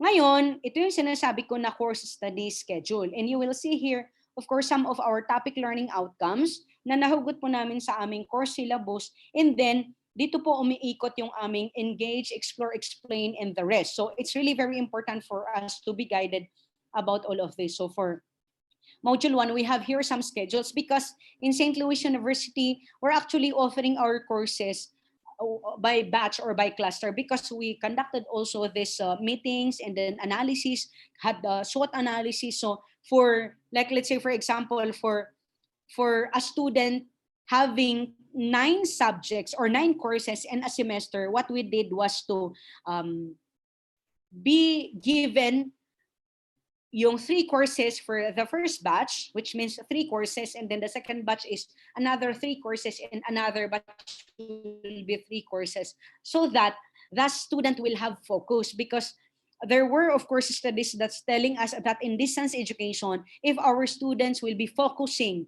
sa maraming mga Google Classroom course sites, talking to 9 professors at the same time in a week, magkakaroon po yan ng problema. So that's the reason why for the first 6 weeks, yung mga courses that are doable and that can be done, considering the learning outcomes, in 6 weeks, we will offer it in that manner. Okay? So kaya yan po yung aming week na nakalagay dyan na may schedule for batch 1, batch 2, and so on. Because it's very important for us to have the study schedule. Okay? So study schedule is actually very important for pacing purposes because, again, there are also a lot of researchers telling us that if we do not provide schedules to our students, especially na hindi naman sila highly independent na mga learners, magkakaroon po yan ng problema sa time management. Okay? So, in our study schedule, nakalagay din dito, the teachers were able to identify here the time when activities, assessments, and evaluation will be submitted. So, for those with batch 1, they need to submit their accomplished modules for module 1, that's September 2. For batch 2, October 19, and batch 3, November 29. So we also have here a statement saying that if they were to submit it on time, it will be well appreciated. Okay, so that's it.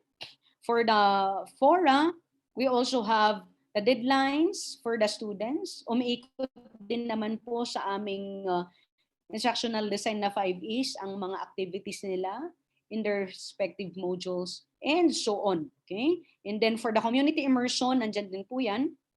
And this is, of course, the material that we were able to use also for our modules.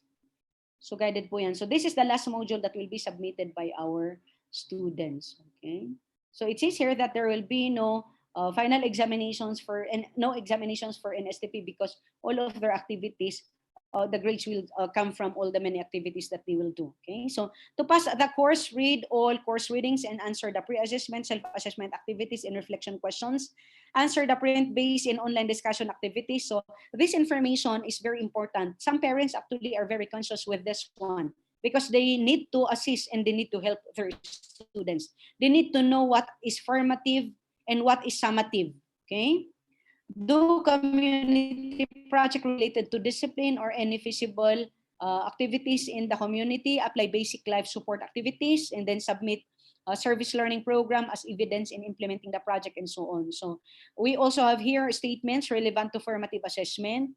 So they're saying that the student is required to answer the pre-assessment and reflection activities, and dapat lahat ng mga ito, even if it's formative, must be accomplished by the students. Okay, so that's for the formative, and then summative assessment information is also provided for the students. So it says here that for the activities and actual performance, they need to answer all activities in each part of the module. This will be part of their final grade. Okay, so make sure to check the dates allotted for each module in accomplishing the evaluation activities. So their activities and actual performances to the different topics should be documented.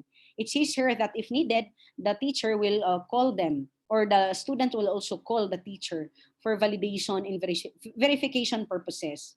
The assignments, there will be assignments that will comprise the final output for the course. The evaluation tools for these assignments and final output are all provided in the module. Of course, we have here the final outputs of the students. So this is part of the course orientation prior to already starting with the module. So when we write, as I said, benchmarking from ODL institutions, lahat ng mga modules, nauuna po talaga ang mga orientation, course overview, course guide, the study schedule, and the information about how they will be evaluated vis-a-vis the course learning outcomes, and an information, of course, of their grading system. Okay, so ito po ang sample po ng aming course guide, at ito pa pala merong information about the technological tools that will be used.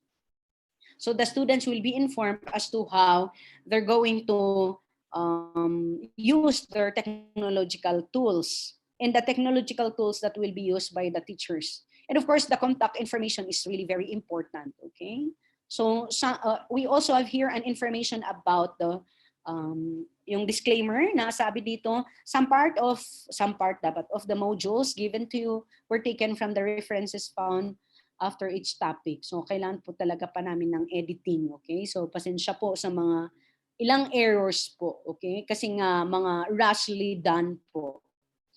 Okay, so this is an example po of a course guide. Okay, I'll start showing to you yung module po for NSTP 1, kung paano po nila nasulat. So this already is the module for our students. It has 102 pages.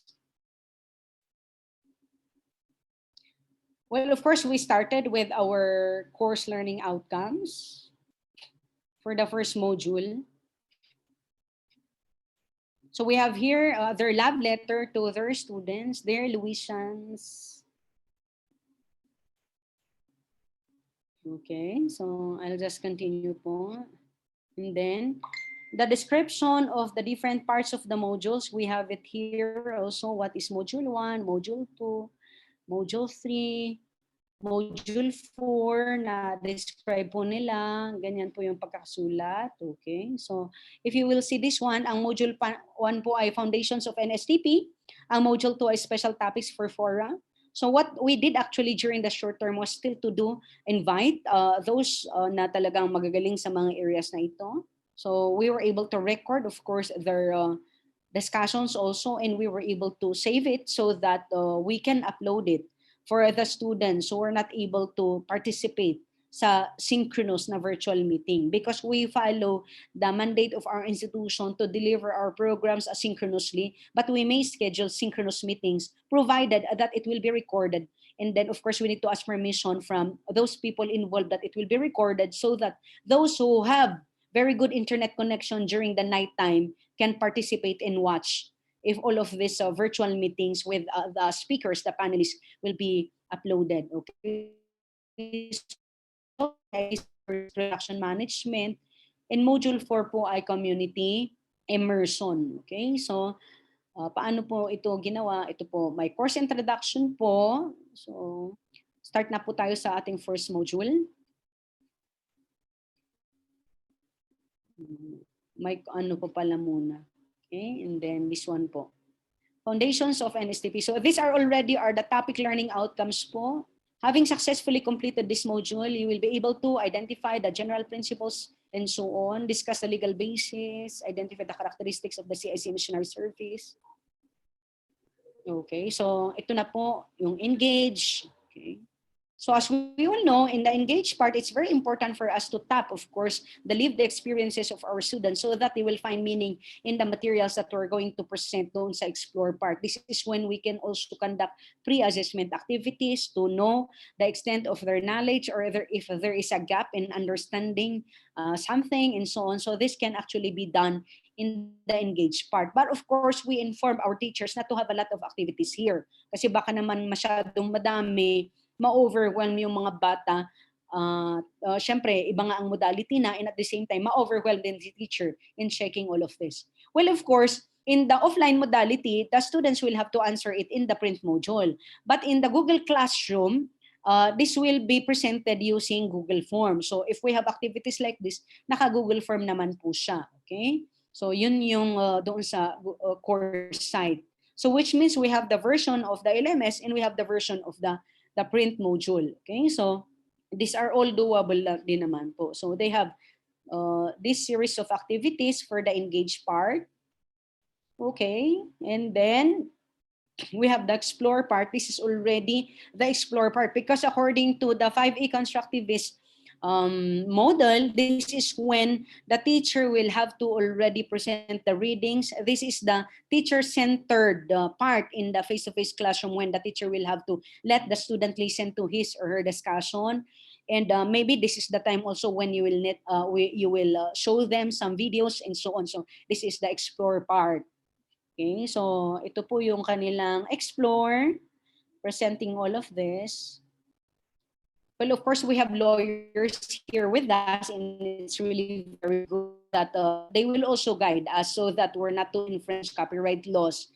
Because maybe in the development of our modules, there are also times when we are already going beyond what is required under the fair use principle, if that is a principle. Okay? When we may be allowed to get some information from some materials, but to make sure na isa-cite natin yung ating sources, but not to go beyond the number of percent also, something like that. So these are the things that we really need to look into. And of course, to consider to get some materials from OERs or commons. Okay, so ito po yung kanilang explore, and then they also have here the general guidelines of so and so. So I'll just need to show you. Okay, because there are other things that I still need to show you. Now, meron ding instruction dito at the middle. Sabi dito na, meanwhile, any student who has concern about his or her NSTP should settle things first with his or supervising instructor before the other authority, before moving to the higher authorities in the university and so on. So that, of course, our students will really follow our protocols also. So these are information in between some text, okay? Kalagay po dito, no posting of NSTP concerns in social media, address it to proper authority, yung mga concerns nila. Okay? So, next is, syempre, doon na sa susunod. So, embedded po yun doon sa material nila. That's for the first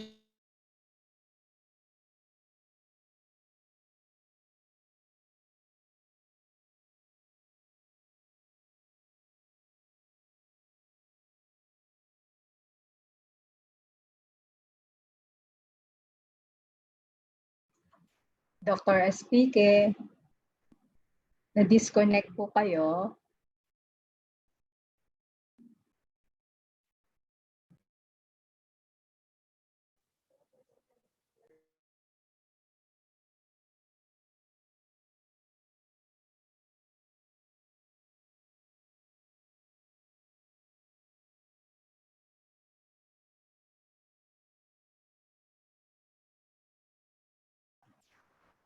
Disconnect ulit si Ma'am Speaker.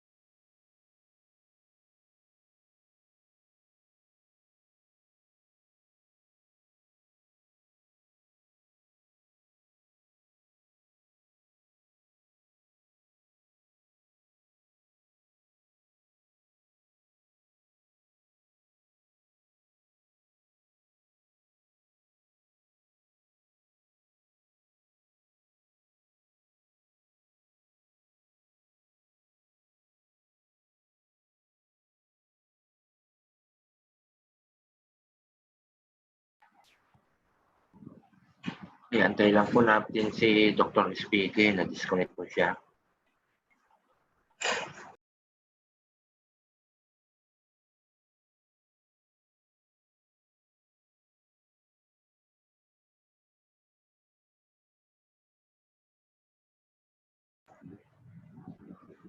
Ralph, pakiabangan si Ma'am Speaker, baka nagre-reconnect.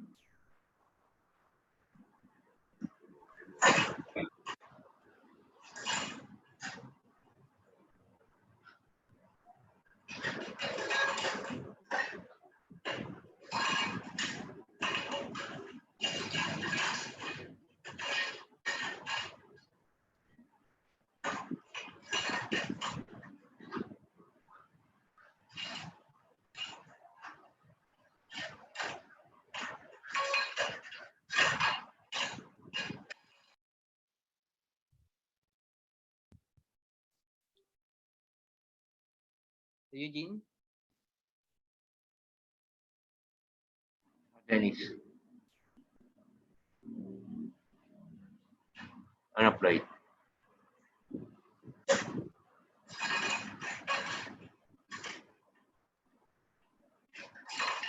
Pakiabangan si Dr. Speaker sa meeting room, ha? Sige pa, papa.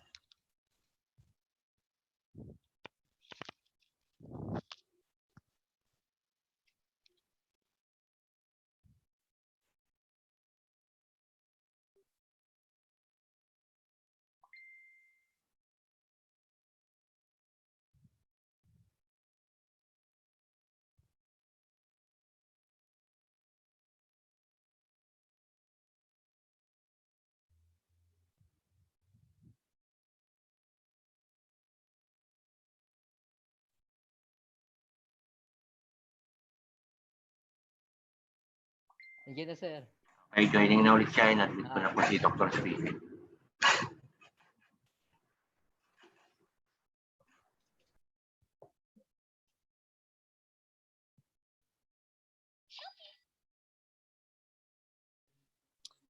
May I request for a short break first for a while? I'm sorry for what happened. Nagkaroon po kami ng pagpapalit ng nag-brown out po kasi. Sorry po. Kailan po, ma'am? Pasensya po siguro para makapag-break din ang lahat. I'm sorry for what happened. Sorry. Ma'am Cindy, break daw muna po. Okay, let's have a break. Ralph, please flash the link for the PowerPoint presentation from day 1 to day 5.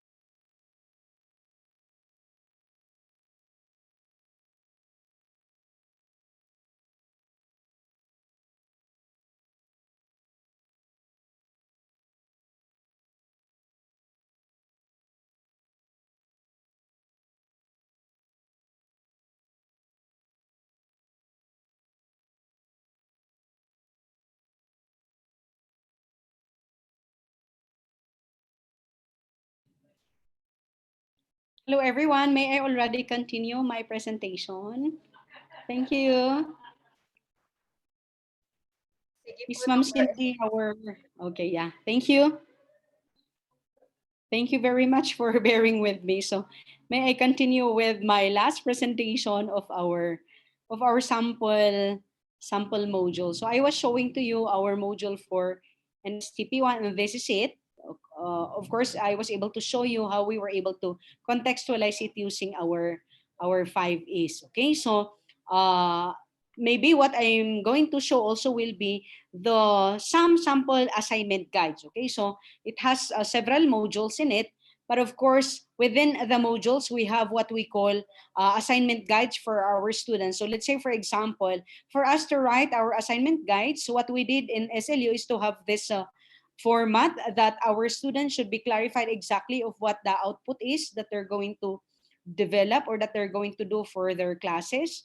And these activities that they're going to do should be considering our IATF protocols, like none of the students should be going out to interview parents or to interview people, or they should do their activities.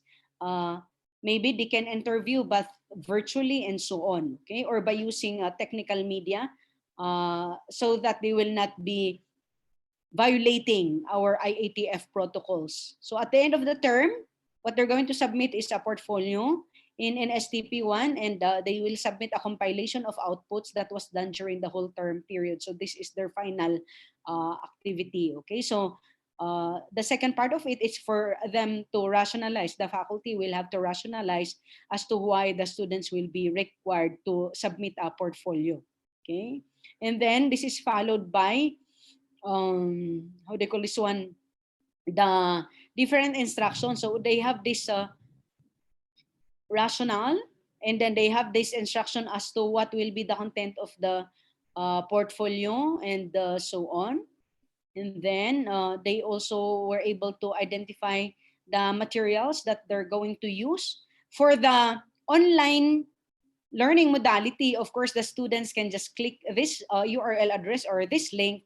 But for the offline learners, what was done by the teachers was actually to print itong laman po ng material na ito, and those that are necessary, of course, so that the students will not be paying a lot of pages. So what they did was to just choose the very important pages that will be printed for the students to read, and then the specific guidelines as to how they're going to do it.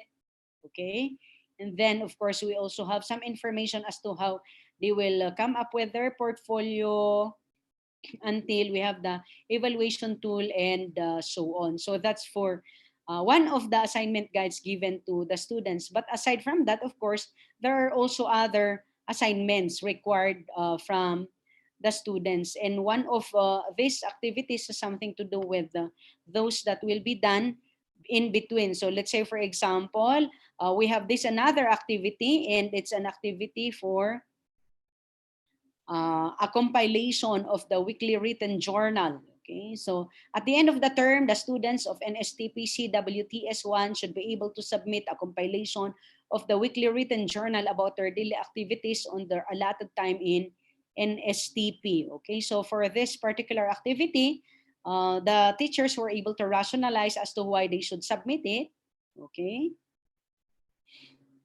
and so on. So that's the rationale as to why it's needed for them to submit it. And they have their specific, how do you call this one, requirements and activities. Okay. And then the materials that will be used. And then we have here the specific guidelines that they should follow. So the journal could be encoded or handwritten on a clean piece of paper, and so on. Okay, and then we have here the evaluation tool. So these are some examples of the assignment guides or assessment guides. Okay, so I'll go back to my discussion. I was able to show you already. I'll go back to my original PowerPoint presentation to continue our discussion, because I'll be showing to you some other samples for NSTP2 also, but what I'll show you for NSTP2 will be some of their recordings. Okay, so I'll show you some recordings for NSTP, but prior to showing you some samples that they did for the recording, I would like to discuss this first with you. Now, what's the relevance of ensuring that when we write our materials, or when we, for example, will write our story pitch, if we will do recording, or when we're going to prepare our interactive multimedia presentation, and that will still be part of our module, that we will be guided as to how we're going to let our students be engaged, be very active in using all of these materials or in navigating our materials. So it's very important for us to choose what material we're going to use for engage. So it's also very important in our recording. What are those that we're going to use for the explore part? What are those that we're going to use for explain, elaborate, and so on? Ang lakas po ng... Kindly tell me po if you can hear me kasi naglagay na po ako ng headset. Okay. Hello?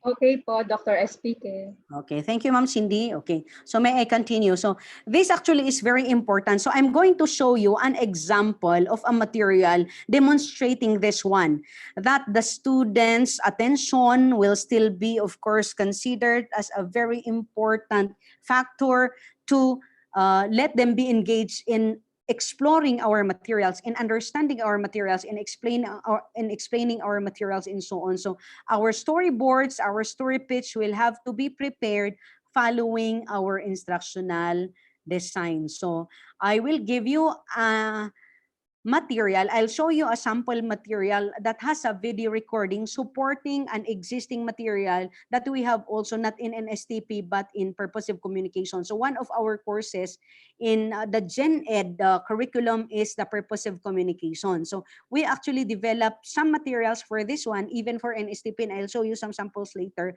But the material that I will show you is actually a material demonstrating the 5 E's, okay?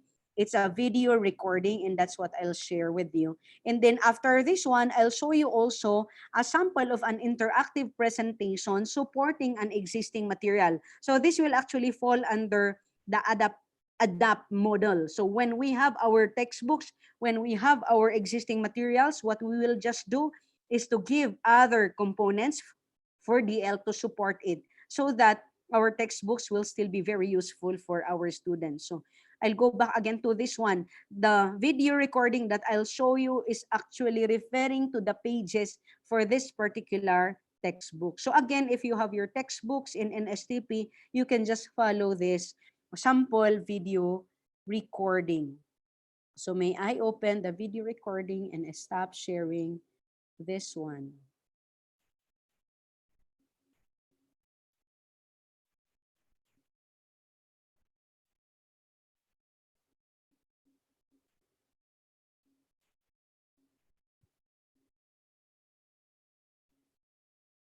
Kindly note that the consciousness of our faculty who developed this material is the 5E.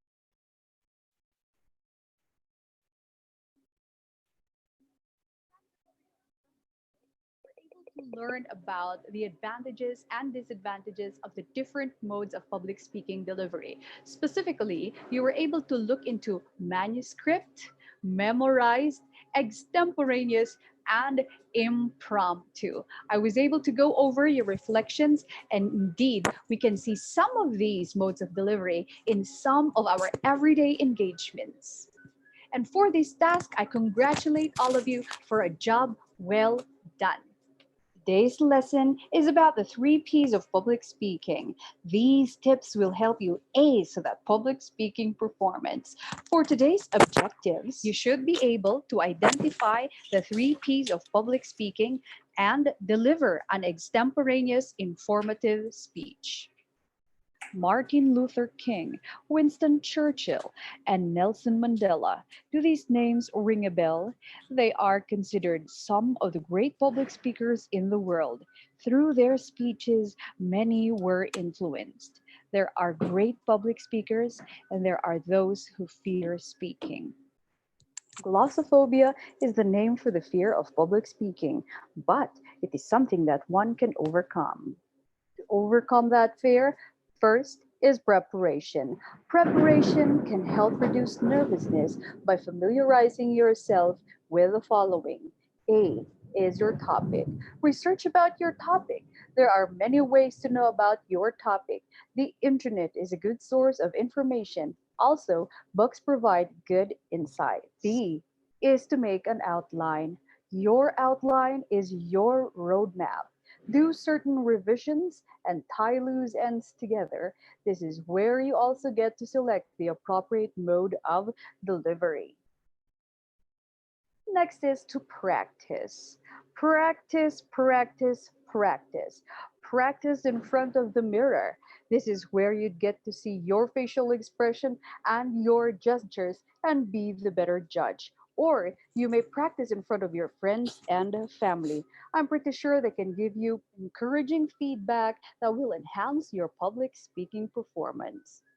The final P is performance. Relax. Prior to uttering your first words on stage, take deep breaths. This will help ease muscle tension. And no matter how serious your topic is, you have to greet your audience with a smile. Not that kind of smile, this smile. And also remember to always face your audience, but never ever glue your eyes on a specific person. Scatter your glances and make sure you are heard by everyone in the audience. Also, it is important to be very mindful of your body language. Avoid annoying gestures such as poking of nose, crossing your arms, and for ladies, flipping your hair. Remember to also claim attention by varying your pitch, pace, and volume. By doing these, your audience's attention will surely be maintained. Next is to be mindful of your time. Remember that another way of valuing your audience is respecting their time. Always wrap up your talk on time. And finally, be your best self and always have fun. Let's have a recap. So the first P of public speaking is preparation. The second P is practice. And the third P is performance. With much creativity, intelligent planning, and consistent practice, anyone can absolutely be a great public speaker. To check your understanding of the 3 Ps, answer the exercises on page 38. For your task, prepare to deliver a 2-minute informative extemporaneous speech on local culture and language. The rubric for this requirement is also found on page 39 of your module. Document your speech through video recording and submit via Google Classroom on or before May 30, 2020. If you have questions or concerns regarding the topic and the requirement, you are free to post them on our Google discussion board. Which of the 3 Ps did you find most helpful? I hope that the lesson today will help you jumpstart your public speaking interest and at the same time ace that public speaking task. Let us close in prayer. Okay, so this is an example of a material that's supporting an existing textbook. Okay, so we can actually do the same with some of our existing NSTP materials, because as I said, our NSTP materials that we've been using in the face-to-face are not actually our materials appropriate for distance learning, because of course that material will not speak for us. But for our students to appreciate us as their teachers, taking a lot of efforts, then why not? We can do recording. So I'll show you another recording, and this recording is from NSTP. Okay, so it's from NSTP2. They tried their best to also come up with a recording, but this is to present already their module for NSTP 2. So we have this one. So I'll just show you several samples of materials from NSTP. But this is for the orientation part. Hi there. I hope you're doing fine at this moment. Welcome to the recorded audio-visual discussion of the National Service Training Program 2, or NSTP2 Module 1. Please be informed that your module is basically composed of 5 parts. These are engage, explore, explain, elaborate, and evaluate, in which in every part, there are certain activities that you are mandated to do. Please refer to your module as we go along with this presentation to fully understand the discussion. Here is the rationale of the subject. National Service Training Community Welfare Training Service 2 is a required course for all baccalaureate degree programs. The contents of this resource covers the stipulation of the Republic Act 9163, or an act establishing the National Service Training Program for tertiary level students, which means both NSTP1 and NSTP2 subjects are considered to be graduation requirements. At the end of this course, you as a student enrolled in this subject is expected to be able to, first, demonstrate understanding of community welfare involvement through social involvement strategies or procedures with the community engagement. Module 3 is on planning, and the Module 4 is on the implementation, supervision, monitoring, and project evaluation. Let's proceed to the content of Module 1, SLU NSTP program. The first topic is on the general principles, in which it says here, NSTP2 aims to deepen the orientation of students on the foundations of the service. This is in line, or it is incorporated to the purpose of Republic Act 9418 or the National Volunteer Act of 2007. SLU NSTP is guided by the vision, mission, culture, and values of the university. Okay. So I had to move forward so that we can see some other examples. So I would like to stop sharing that one, and in then which, as you go along, okay, I'll have to close that one, and then another.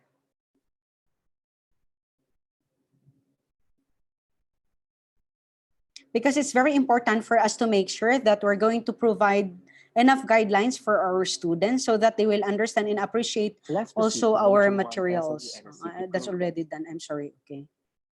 So one of the things that we were able to do is to, of course, continue inviting some speakers, and that's the reason why we were able to conduct also some webinars with our students during the short term. And of course, we're going to continue doing that because, of course, we would like to still engage our experts in the field. So we have here a sample of how do you call this one? A recorded version of the webinar that we had during the short term, but we're going to do the same activity for our NSTP this incoming semester. Okay, so this is one of our samples of the webinars that we were able to conduct. Kinuha ni Ma'am Doris yung profile ko kahapon. Okay. Forward ko lang po. So these are some of their topics. Okay. Now, We go now to that's my intro, not in common na lang yan. Sa basic NSTP webinar natin. Now, alam ko, marami sa inyo po yung naka-experience ng mga accident sa buhay, no? Ano kayang ginawa mo? Ano kaya ang maalala mo bang ginawa sa'yo? Excuse me. Okay. Fast forward ko lang. Okay, no problem. Okay. There. Okay, so they are actually interacting. So the students were actually interacting with the speaker, who is actually is a nurse. Okay, so a registered nurse. So may I stop sharing this one and share to you some other materials that may inspire us in presenting also our lesson. So we have this material na ginawa po ng tatlo po na mga faculty. They actually collaborated so that they will come up with this material, but it's still very raw. Hindi pa siya na-edit, kaya hindi siya katulad ng unang presentation ko kanina. So they are still to edit it so that of course it will capture the 5 E's for their presentation. So I'll just show you a part of the material. Okay, so wait lang natin. I'll go to the interactive presentation and then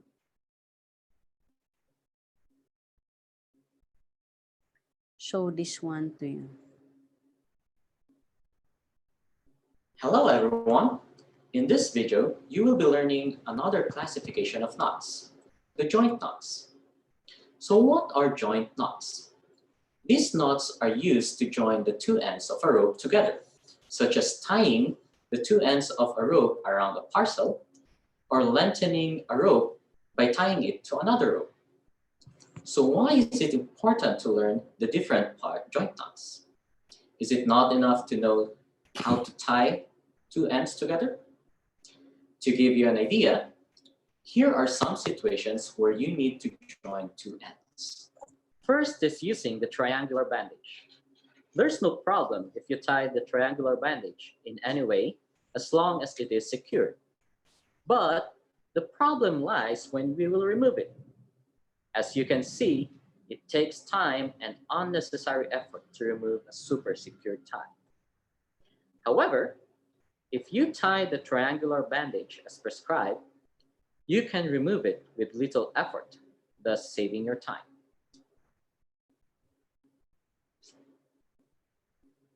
Another situation is you want to join two different kinds of rope together. Tying the two improperly would affect the security of the rope when you use it, because there is a possibility that the ropes will loosen. But if you do it using the proper knot,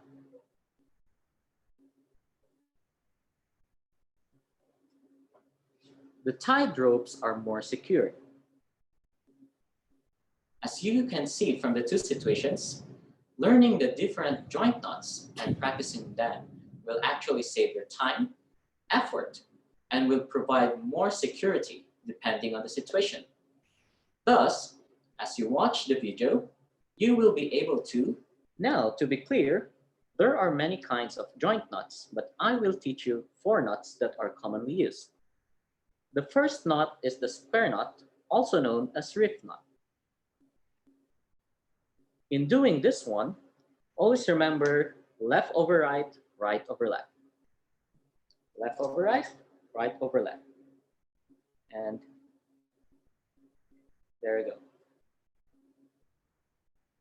So that is the square knot, as easy as that. Next joint knot that you will be learning is the figure of 8 bend. First is, on the first rope, you make a figure of 8. Okay, so I'll stop this one. What I would like to show you is for you to record together with some of your peers, because it will really be very difficult in demonstrating a lesson if mag-isa mo lang. So what we can actually do is use our cell phones, or if you have your own very good camera to capture it. But what's really very important here is somebody must be doing the capturing, especially focusing on what's being demonstrated so that we're not going to focus po doon sa mukha and so on. And then somebody should be describing so that we will not be very confused. Conscious as to where as to doing a lot of things at a time, because not all teachers are really confident talking and at the same time demonstrating a skill. So these are some of the ways by which we can, of course, prepare our course learning packets, our modules. Because again, I'd like to emphasize when we say module, it should be a module na electronic siya and at the same time with print, so that we will target all the different senses of our students, and so that our students will really demonstrate those that we require of them to do in NSTP 1 and 2. Okay, so I will be showing to you another example of material na recorded siya, still following the engaged part, but not in an STP. But I do believe that we can also do this one because this was done by one of our faculty, but you can also do it using, of course, your PowerPoint in its audio video recording feature. So what I'll show you is a recording from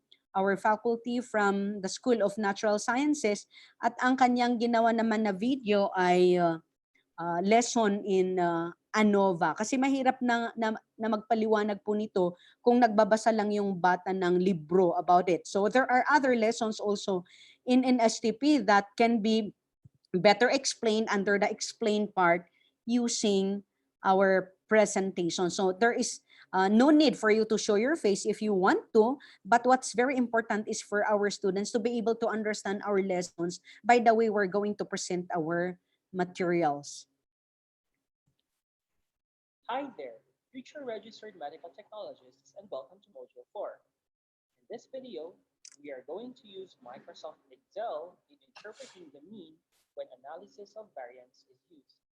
In behalf of the BioEd team, my name is Jonathan Barcelo. At the end of this presentation, you should be able to, number 1, describe analysis of variance or ANOVA. Number 2, enumerate assumptions in using ANOVA. Number 3, interpret ANOVA and post hoc test results. And lastly, make an inference about the mean using ANOVA results. In contrast to t-test, analysis of variance or ANOVA is commonly used in order to compare the means of more than 2 groups. Analysis of variance is also commonly used in experimental designs, in which there is one dependent variable and one or more independent variables. This type of test also uses the F statistics or F values, in which the variance between groups are compared to the variance within groups. There are different types of analysis of variance, but the most common among them are one-way analysis of variance and two-way analysis of variance. One-way ANOVA compares the means, while two-way analysis of variance compares the means and evaluates interaction effects. Forward ko lang. Exercise on the diastolic blood pressure of male participants for a period of 30 days. Our hypothesis is there is no significant difference in the mean diastolic blood pressure among participants in the yoga group, aerobic dance group, and control group. In this particular example, since we have more than 2 means, including the control group, we are going to use one-way analysis of variance, and the post hoc test, hence the assumption for equal variance, is satisfied. Looking at the ANOVA table, we are going to focus on the F value, F critical value, and the P value. The F value is 118.351, which is larger compared to the F critical value of 4.3 Okay, so I'm ending that presentation. It's just to tell us that indeed we can really maximize all our applications, like for example, our PowerPoint presentation, okay? I mean, our PowerPoint application, so that we'll be able to explain well to our students some points that cannot be explained well by our print materials. And all of these materials were created actually by our teachers for a very short period of time. So it's just that I am the chair of the University Instruction Development Committee, and that was why some of these materials I was able to access it. And of course, I asked permission to have it be shared to you. But we have a lot of materials done, of course, by our teachers. And even the materials that they are doing right now to prepare for our first semester classes, because all of our courses must be delivered already via distance learning, considering the two modalities. And we need to save already in our USB, OTG, those materials that will be sent for our CBL students, or the so-called correspondence-based learning students. Recently, I just had also a recording with my colleagues in the office, so you can actually do the same. So as the chair of the committee, I have this very short presentation. I'll just show you an introduction so that you can also maybe have the same to give an instruction sa mga NSTP teachers ninyo or faculty. Yung introduction lang po ang ipapakita ko sa inyo. Iniabot ko lang po na I requested our staff to give me what we were able to do kaninang kagabi lang po, pero inedit lang niya kaninang umaga, but we're not yet done actually. But I hope I will be able to show you this material so that you can also use it for the orientation. Okay, so what you can do is actually to ask somebody else to get your video, and then while you of course explain what must be done with your teachers or with your students. So I'll just show you a very short introduction lang po ito, because we're not yet done actually with our material. A blessed day, everyone. This is Pelina P.S. Pique, the St. Louis University Instruction Development Committee Chair. Kindly allow me to present the implementing guidelines on the distance learning modalities that the university will employ for the first semester of academic year 2020-2021. These implementing guidelines were deliberated and agreed upon by the school department heads, the academic cluster heads, led by the offices of the President and Vice President for Academic Affairs. Apart from the principles in delivering distance education programs, the guidelines were crafted considering the feedbacks of the students, faculty, and department heads that were gathered through the survey administered to them. The concerns expressed by the students through the Kasama SSC were also taken into consideration. As we all know, the education sector has undergone immediate shift from residential mode of instruction to distance and remote modes of instruction. This paradigm shift was brought about by the declaration of the COVID-19 pandemic. In a matter of weeks, the pandemic has changed students' way of learning across the globe and has challenged educational institutions to make innovative decisions to explore various learning modalities in a relatively short period of time.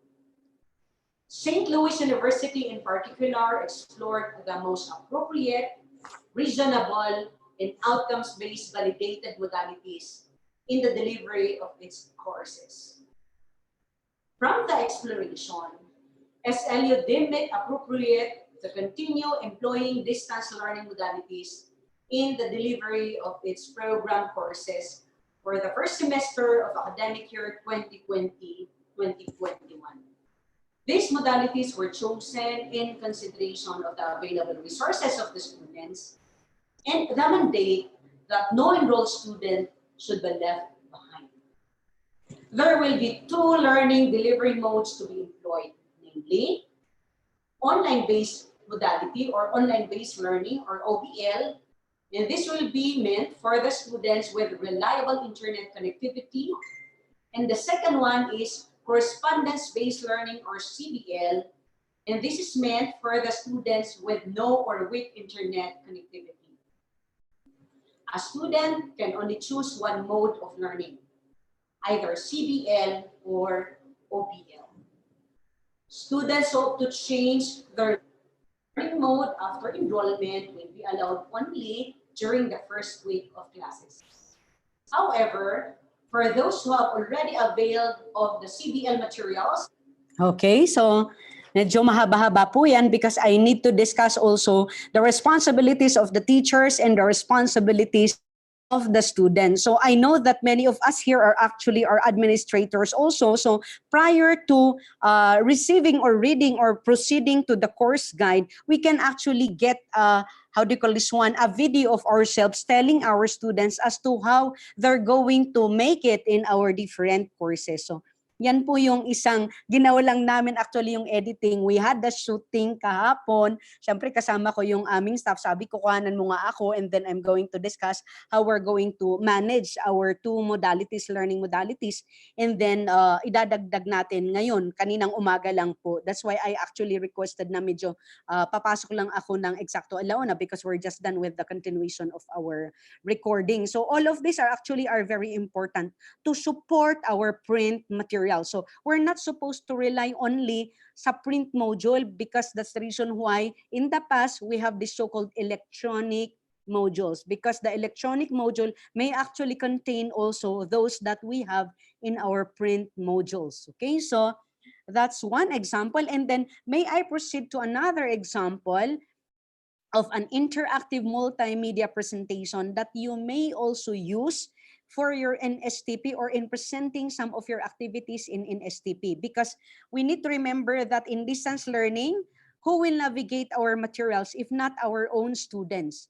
So even in the presentation or even in our discussion using our PowerPoint presentations or any form of presentation applications, we need to remember that it has to have some parts and text that are self-instructional, meaning the students will navigate the parts of our slides on their own because our materials have self-instructional text. So I'm going to show you an example of a material that has self-instructional text. So this material is actually a material that was developed also by a colleague kasi we have this module for technology for teaching and learning, and this is actually a material that will support our module. Okay, so may I go to my presentation? Nalilito na ako kung ano yung bubuksan ko. Okay. So we also have this module for technology for teaching and learning one, and we have a lot of materials also that we would like to use for our students. So one of this material is this technology for teaching and learning material, okay, developed po by Dr. Shirley L. Ayaw. So I'd like to show you this one. And it has self-instructional text. So as I said, in distance learning, more of the times when our students will explore, or most of the times it will be our students who will be exploring our material. So we need to give them some self-instructional text in between slides. So for example, for this one, ang sinasabi ni teacher is for the student to click this first, okay?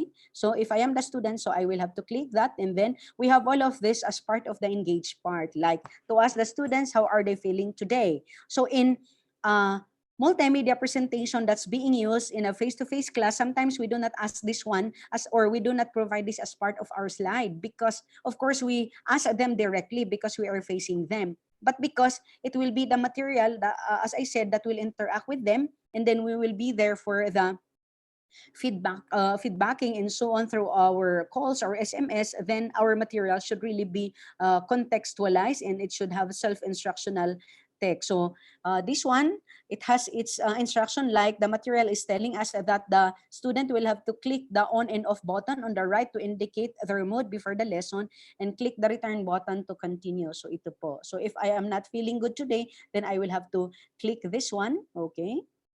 And then if I would like to go back, it says here, click the emoticon that best describes your feelings after the lesson. Yung mga ganun po. Mamaya po yan ulit. Okay, so ito po yung mga self-instructional text po na sinasabi natin. Okay, mali yata yung napindot ko.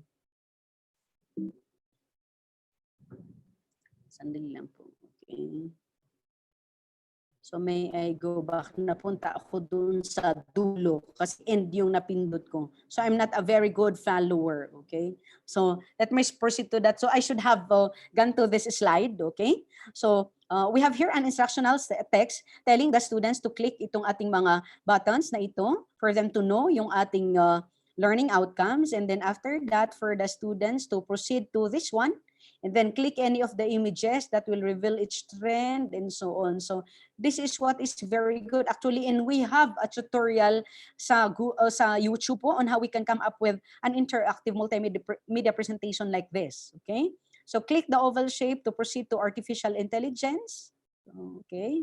And then we also have some in-text questions, and these are actually very important questions for formative assessment, so that before even proceeding to the next slide, the student will have to rethink or think as to as to proceeding or to answering this question. So even in a print module, it's very important for us also to have in-text questions as part of the access devices of our modules. Okay, so we have here another self-instruction. It says here, click on the slide to show the question. So I'll have to click this one.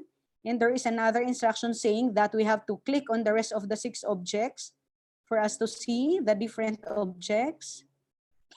Okay. And then we have here another icon that says I will have to click this one for the answers. Okay. So we are still actually in the engage part. Okay. So that's it po. And then this is the explore part, when the students will have to already understand what artificial intelligence is all about. And it says here that the student will have to click the images to see the 5 movies. Okay, so I am clicking it here and then, okay. So we also have here a statement saying that we can click here to see the other AI or artificial intelligence movies. Okay. And then, okay, we can already proceed also to another part of the explain na po ito. Okay, artificial intelligence, what is it about? Okay, click the highlighted oval shape down for the materials. So there are a lot of researches actually that will explain to us as to why in distance learning we need to support our print materials.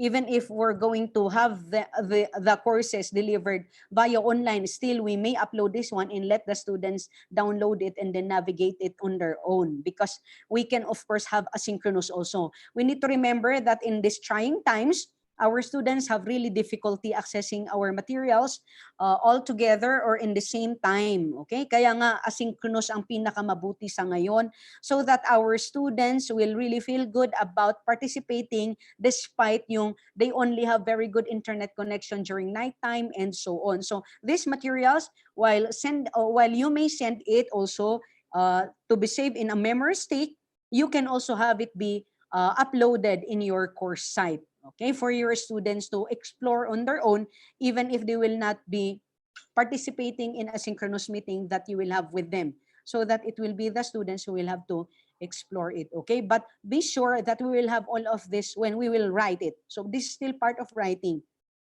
We will have to write our self-instructional text here to make sure that our students will follow what they are to click, and at the same time be motivated in of course doing the clicking, because again our learners are visual learners. So let's just of course let them explore our materials. What is very good with interactive multimedia presentation is that there are a lot of visual video recordings that we can get that are free from OERs and even from YouTube, that we can of course include in our material. And these are not, of course, this cannot become part of our print modules unless we're going to have it be saved and send it to them using of course our recording tools, or like for example CD, pero syempre hindi na tayo nag-CD ngayon, but what we're using are memory sticks. Okay, so syempre ang self-driving cars, we can only describe this one using of course our text, but they can of course imagine how this is if we're going to have it be sent to them. In online learning, syempre pwede rin namang nakalink lang siya, like for example for this one, but for the purposes of having it be organized in a PowerPoint presentation or in a presentation, then we can do it in this manner. Okay, so this material also has an evaluation part. which is also is very important as part of the 5E. Okay, so this is the check-up part when the teacher will have to ask already the student to answer some questions that will tell the student if indeed he or she was able to understand the lesson po. Okay, so ito po yun. And then the very last, of course, is the assignment. And this is the evaluation part. This is the tutor mark, or we call it as the faculty mark.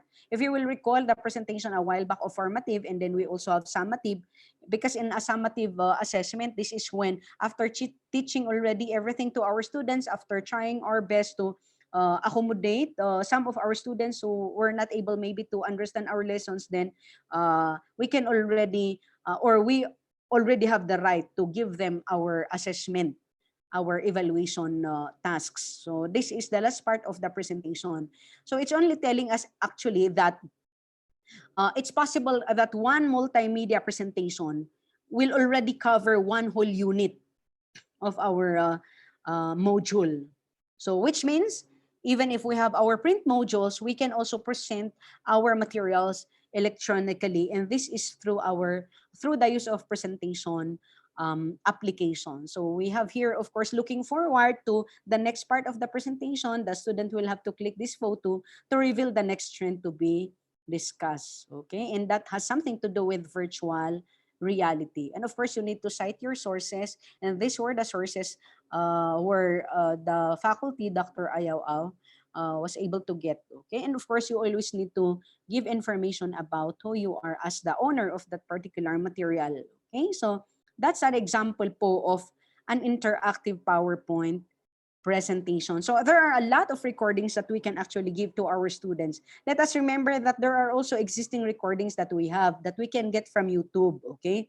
But of course, there are students who will not really feel good if most of the materials that we'll give them ay galing sa YouTube. Kasi sabihin nila na nagbayad pa ako ng tuition fee, okay? O kaya wala man lang effort yung teacher, parang pinagdugtong-dugtong lang natin yung mga galing ng YouTube and so on. Okay, so these are some of the things that we really need to consider when preparing po our material. So may I go back to my original presentation?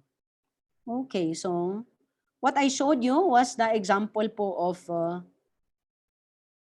this one. And may I proceed now, okay, to the writing and layouting of our DL material. So those are actually the components that I was able to mention a while back. So we need to have our course overview, we need to have our course guide, and then after that, we need, of course, our modules. But within the modules, there are matters there, or there are lessons there that can be explained better by a presentation. And this presentation may refer to a PowerPoint presentation or a video presentation. So our teachers really will need to exert a lot of effort for all of these presentations to be given to the students, or for all of this to be delivered to our students. Okay, so when we will write and lay out our DL materials, let us always remember that we are to order our contents according to the following principles. That aside from considering the course learning outcomes as part of as the main basis for us to write the contents of our modules from the first unit to the last unit, in writing also our units, let us see to it that we will move from simple to complex, from known to the unknown, from the particular to the general, and from the concrete to the abstract. I was mentioning a while back about the study schedule, because a lot of researchers will tell us that if we're going to pace our courses for NSTP 1 and 2 and for all other courses, our students who were able to enroll will be able to successfully finish it at mas mataas po yung yield. Like for example, if we were able to receive at least 50 students, we really hope that these 50 students in the distance learning modality will be able to successfully finish our courses. Because according to Lim, pacing will lead to higher completion rates in distance learning. Aside from him, there were a lot of researchers who are saying the same. And when we say pacing, this will refer to the time when we will release our materials. If we're not going to release our materials on time, of course, it will confuse our students. And that's the reason why we really need to partner with a lot of people. In DepEd, they have this partnership also, not with the Philippine Army only, but with the parents, with the barangays, and so on. We have this project actually here in Baguio City. It's called Project Kalayaan. The Project Kalayaan is involving even the student teachers. So we just had our meeting with DepEd because they were able to identify students in their places o yung mga batang nag-aaral sa DepEd na walang kakayanan yung mga magulang po nila na tulungan po sila nang sa ganun ay makayanan nila yung mga challenges ng distance learning. So the Project Kalayaan is actually involving teacher education institutions to help them.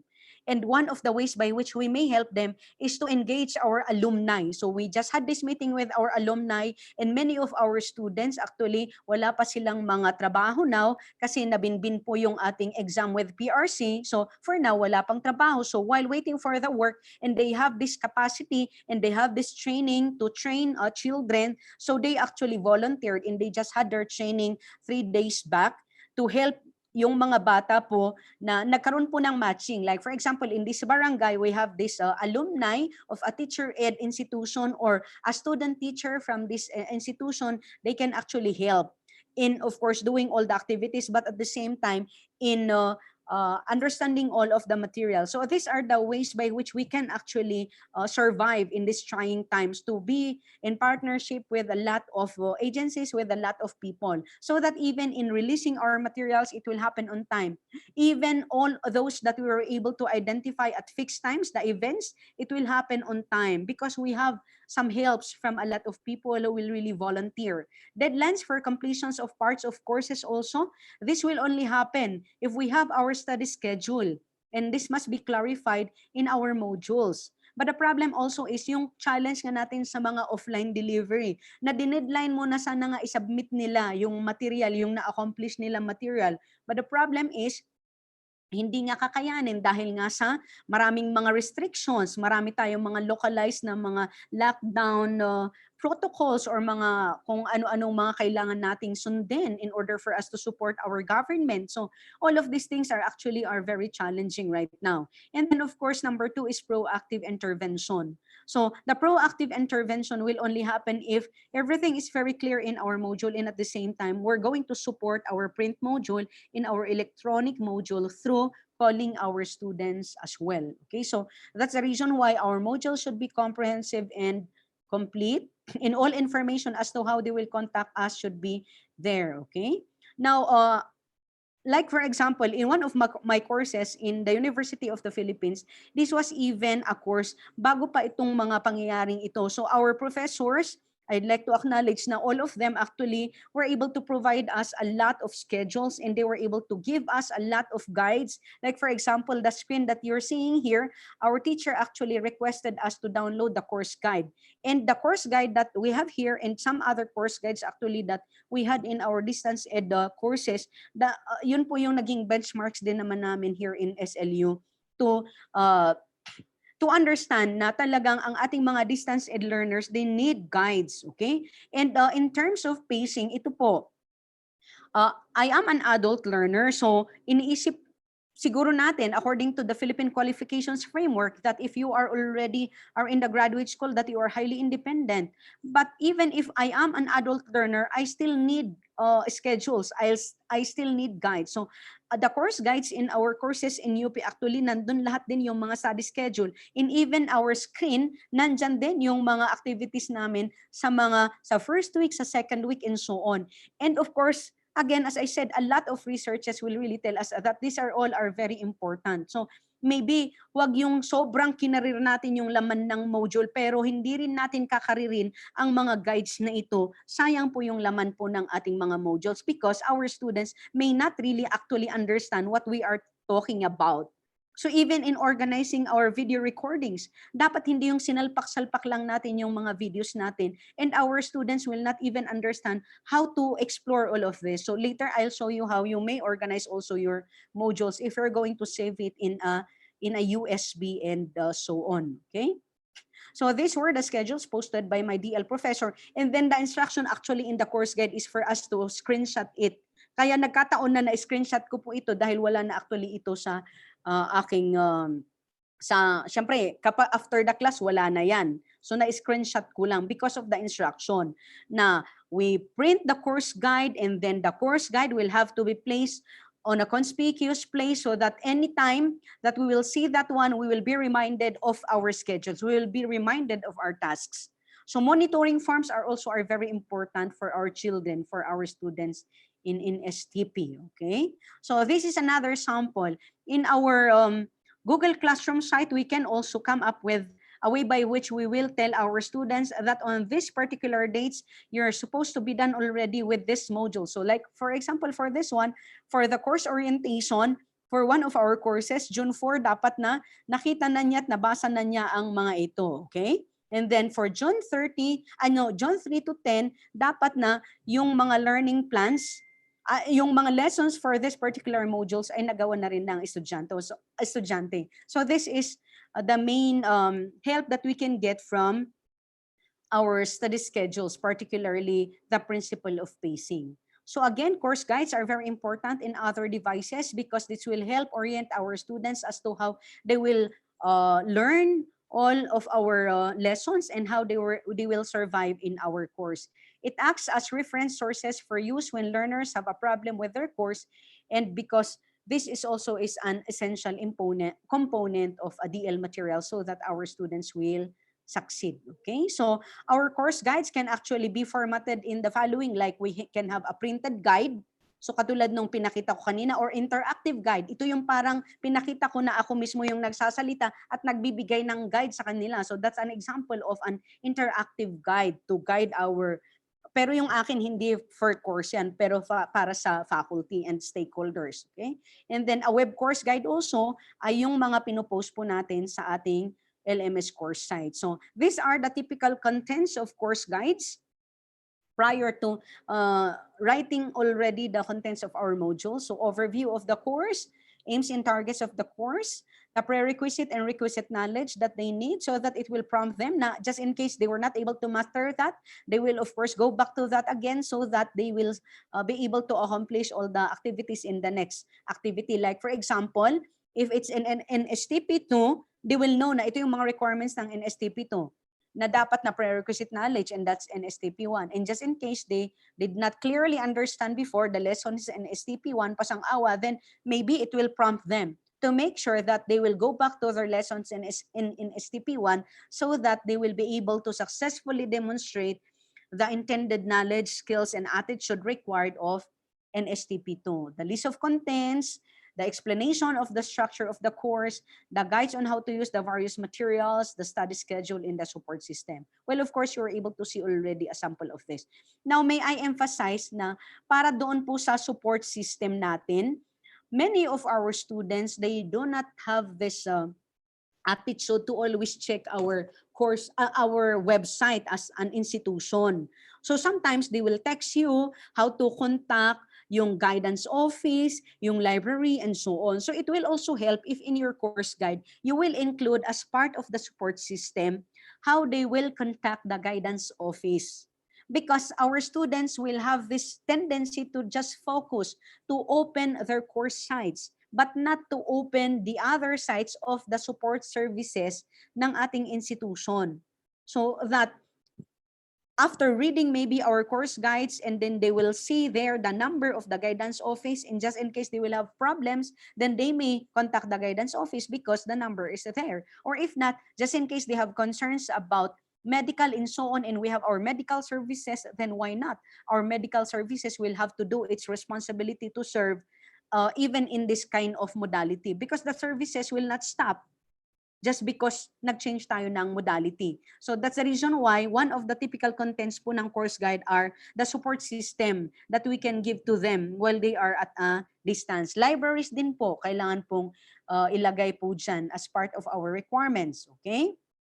So an explanation of their assignments, the formative and summative, you're able to see a sample of this one, and some advices as to how they should study very well, okay? And your contact information as their facilitator, and this is very important po, the contact information, so that they will feel good about your course and they know that they have somebody else to contact just in case they have some concern. Siyempre, yung contact information natin, kailangang klaro po sa kanila kung paano po tayo i-contact. Okay?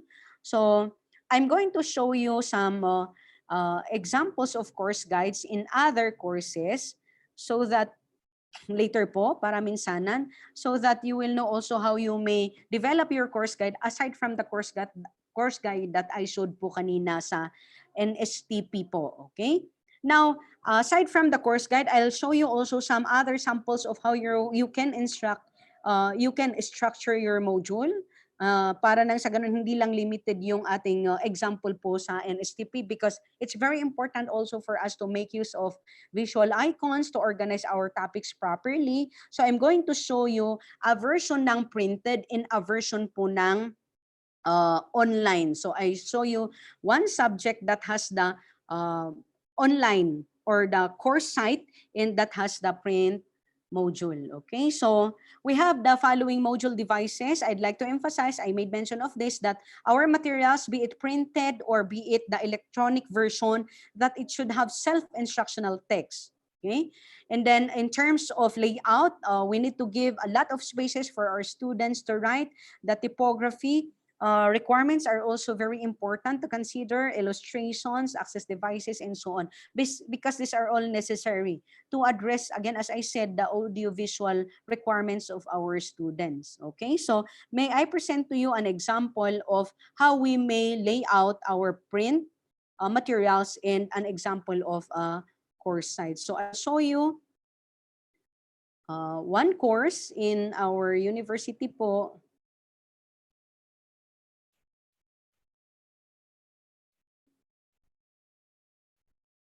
Saglit lang po at maraming nakabukas. Okay. Can you see my presentation po? I'm going to refer you to our course site. Hello, ma'am. Yes, Dr. SPK.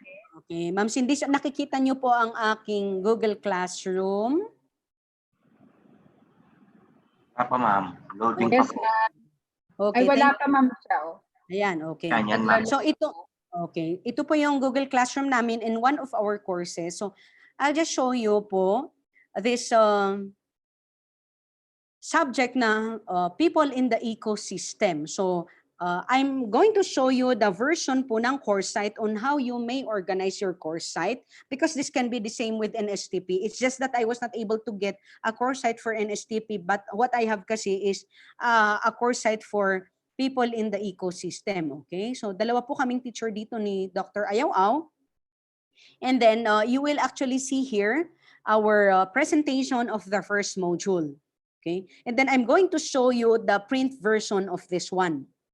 So this is how you will organize it because according to distance learning principles also, and even if it's not being said by distance learning principles, it's also common sense that will tell us that if our students will have difficulty in navigating our materials, they will end up not anymore navigating our materials. So if we're going to organize our course site according to our modules, it will be very easy for them to navigate it.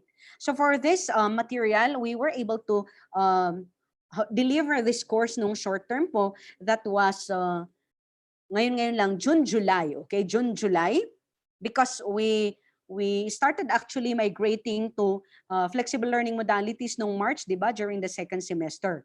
So nung June-July, ito yung isang subject namin na on people in the ecosystem. So this is module 1, module 0 for the orientation of our students. So when we will write our activities sa LMS, importante din po yung sinasabi ko kanina na let us make sure that everything is very clear to our students, okay? And that our course learning outcomes articulated through our PSG should not be compromised. Now, we should really do them But of course, we need to make sure that we're going to contextualize our activity according to the modality. So for example, for this online modality, there are activities here na wala po doon sa offline modality. So for example, itong activity na ito, we have here a statement saying or telling our students that they will have to introduce themselves in one paragraph by stating their nickname and FB name for the group chat to be created. So course and year,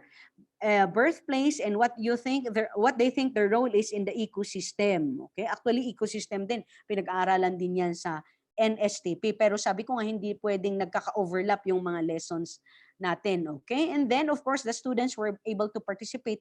I will not open this one for privacy purposes, data privacy reasons. Okay, so happy sharing. Okay, meron din tayo, if you are going to write your instruction, it should be very clear kasi in SLU asynchronous po kami. So any time of the week, any time of the day, maaari po silang mag-participate. Like nakalagay dito na make sure that you turn in or submit or send your work or else the status of your work remains as assigned. Okay, so happy sharing, yun po yung sabi. And then we have here the course guide of this particular subject.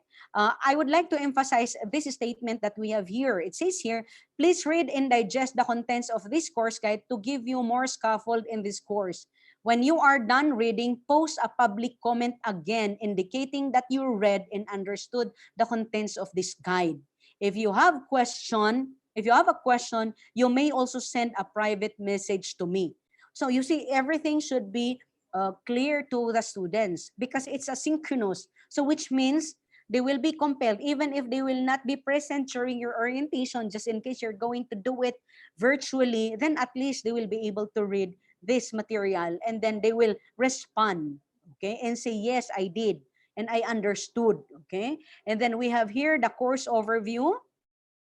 Okay, we have here a statement which is also very important, I think. Like you will say, please read this course overview carefully to give you an idea of what the course is about.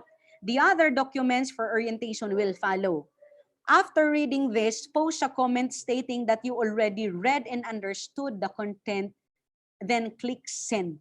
Okay?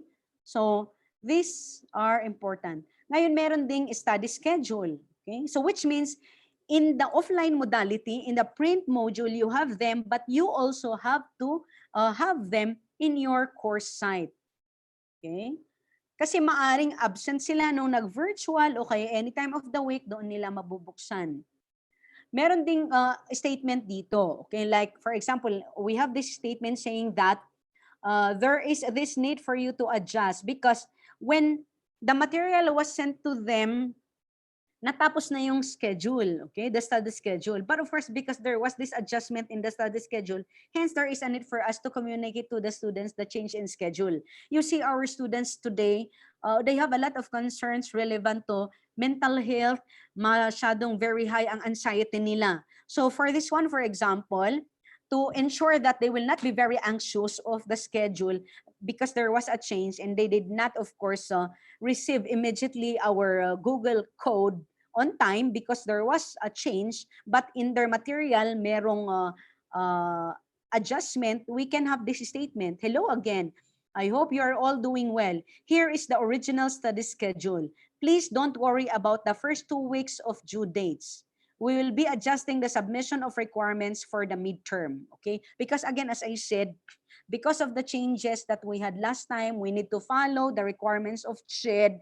There was a change in the study schedule. But because we're done already sending our materials, hence the original schedule was changed. So if in this material, we were able to inform our students not to worry about the change in schedule, we did the same for our students offline. We had to send them messages not to worry.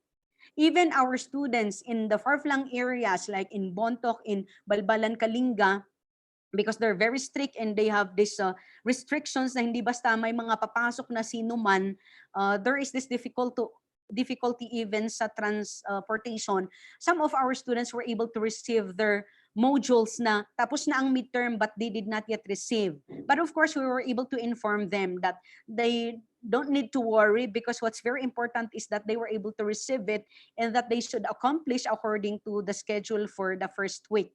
and so on. And then how did we do that? We were able to inform them through text, of course. And then they were able to acknowledge.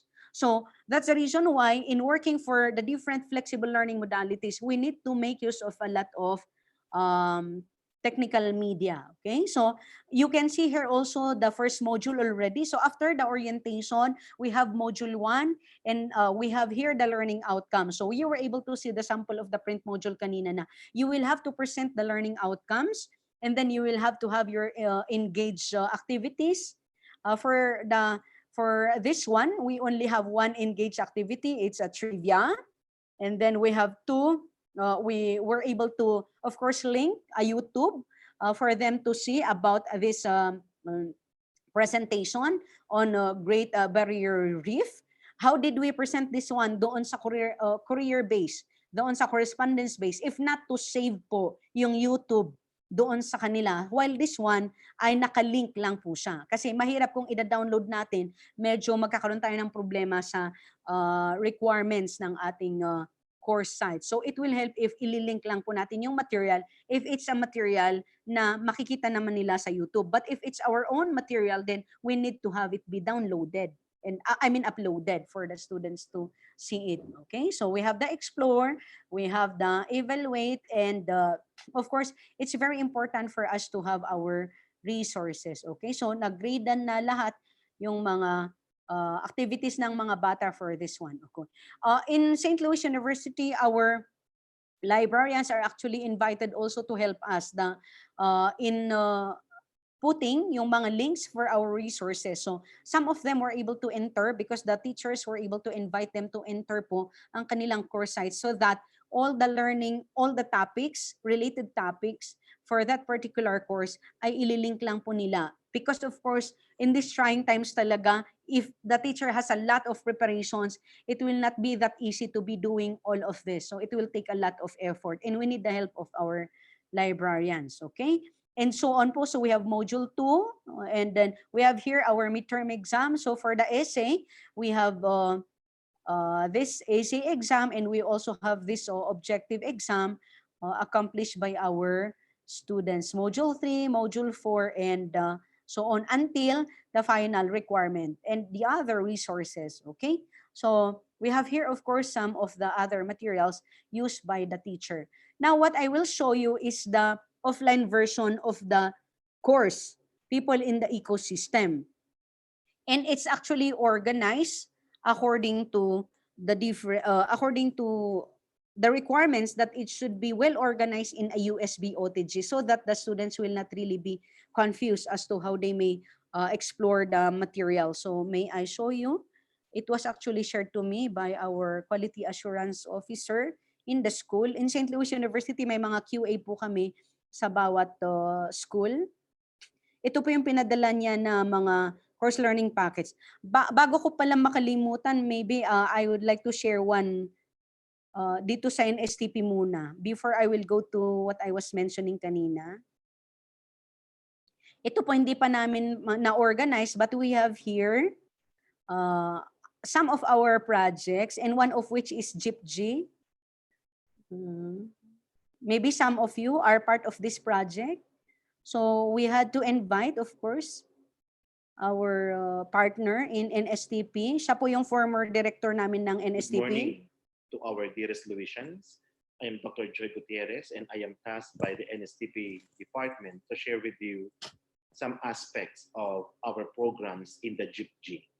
GIPG is one of the elements that you will be discussing in your NSTP 1 and NSTP 2 courses.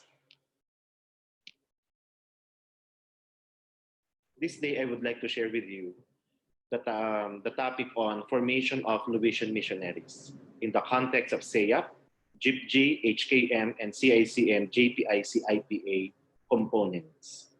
In a while, I will be sharing with you the definitions or the terms about those words, SEAP, GIPG, HKM, CICM, JPIC, and IPA. Okay, I'll start presenting that because maybe some of you are very familiar with that. But that's one of our that's one of the videos po sa kanilang webinar. So yan ay nangyari po nung short term. Siyempre uulitin po namin yung mga iba ngayon and then benchmarking from what happened before because there were a lot of recordings also that happened before. Meron yung sobrang ang haba-haba, medyo na-bore yung mga bata. So what we're going to do is to make sure po, balikan ko na lang po pala, para makita ninyo yung ilang sobrang haba na webinar na some of our students are feeling good kasi sobrang mahaba. So what we can do is to have it be edited. Like for example po, may mga nakuha din kami syempre from sa IPs and so on. Like for example, siguro ito. This is actually is a material na more than 1 hour po yung kanilang, ayan, 1 hour and 26 minutes. So if you're going... That you need to talk to someone. I will be presenting yung FB addresses ng Guidance Center and also our FB addresses so you can contact us. No? Kung meron kayong gusto pag-usapan, okay, so that's just one of the sample of the webinar that they had, and the webinar has something to do with mental health, okay, for our students. But what I'm saying is, kung masyadong mahaba, what we can actually do for our students so that we can easily upload it in our course site is to cut some portions, okay? Especially for some portions na baka nagkaroon nga ng problema so that we can use the same material for our succeeding students, or we can just have it be uploaded for our students who are not able to attend the virtual presentation. Because again, as I said, let's be faithful to the word flexible modality. Like we should be very flexible also to the requirements that we give to our students in even in sending them our materials, because not everybody nga may have the chance to participate in a forum. So let's record the forum and then have it be edited para hindi po siya masyadong mabigat. At yun po yung mga ilang ginagawa po namin ngayon. Okay, so I'll go back to my previous na ipipresent sana sa inyo on how you may organize po yung inyong mga materials. So I'll go to our, ito po pala sa Google Drive. In my Google Drive, of course, I always request our faculty to send to me all the materials. And then, of course, this is the blessing with Google Drive because we can have everything sent to us.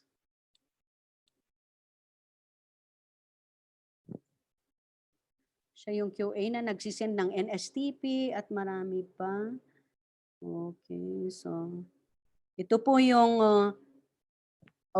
ito po yung USB version. This is the USB version po of the one that I showed you kanina na ito po, yung ating the people in the Earth's ecosystem. So the version of this is this one. Ito po yung ipinadala namin to our students na correspondence. So the USB has all these contents, like we have the videos, the teacher audio presentations, the study guides, the other resources, the module, the exam, and the answer sheets, so that they will not be confused.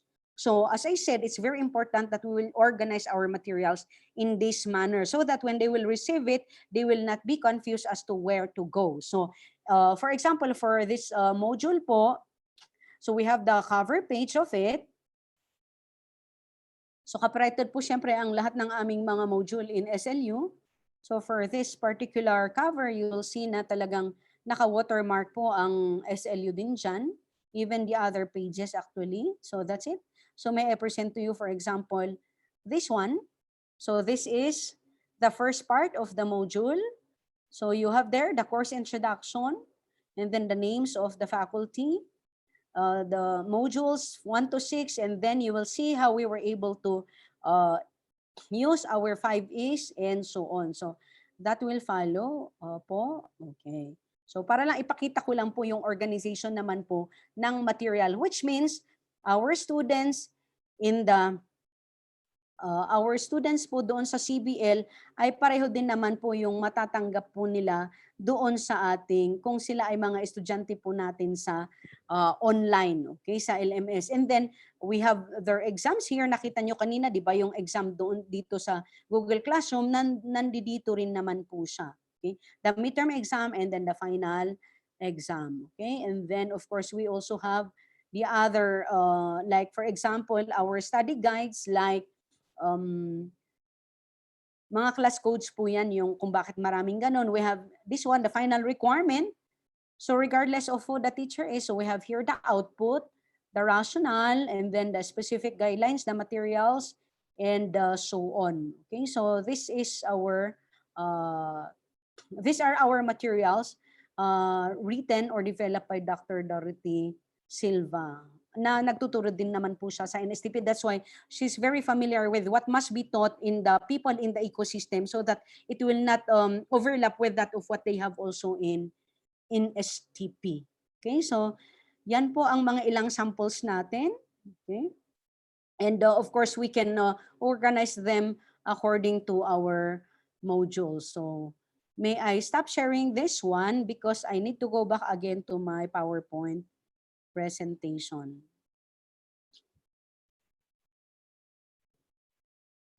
Para matapos po, and I know that there is this need for us to answer some possible questions.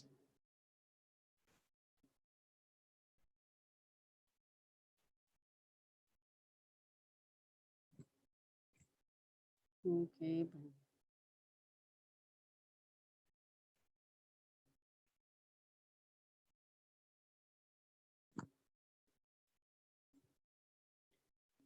Sa dami ng mga binuksan ko ng mga materials, ayan na, nawala na ako. Okay, so this is it.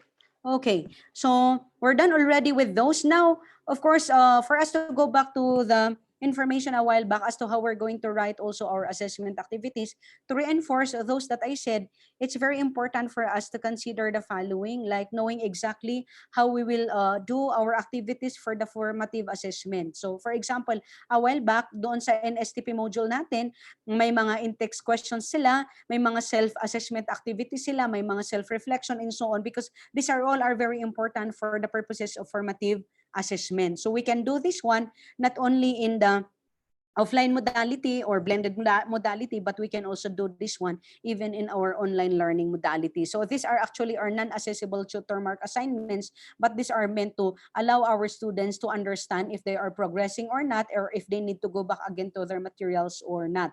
So that's the role of formative assessments for our modules. So our formative assessments can be in a form of collecting the following data anytime. Like for example, in NSTP, we can ask our students to submit their reflection videos or to send the progress of their reports and to have screenshots. And of course, they can employ the different scanning tools that they have in their cell phones.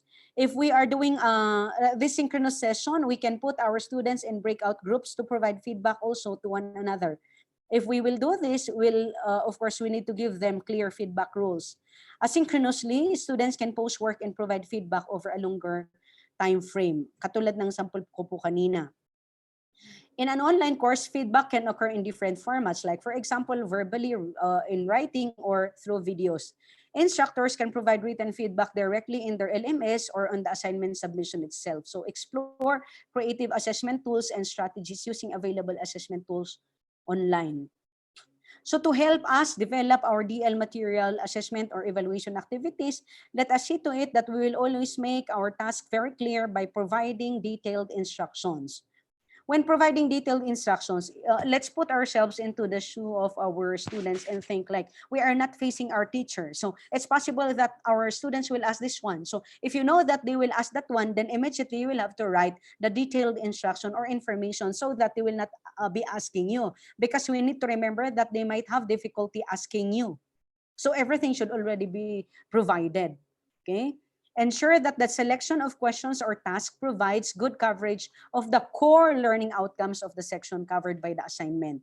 We need to tell all our learners what the marking criteria are for each question also, or for every task or activity.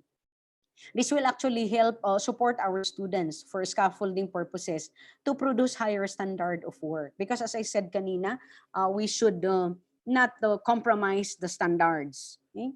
So one of those that I would like to share with you when, for example, writing the information or instruction to your students, even if it's in an online course, I'd like to share with you itong instruction ng professor ko ulit, ang sabi niya, and I've been following also all of these samples.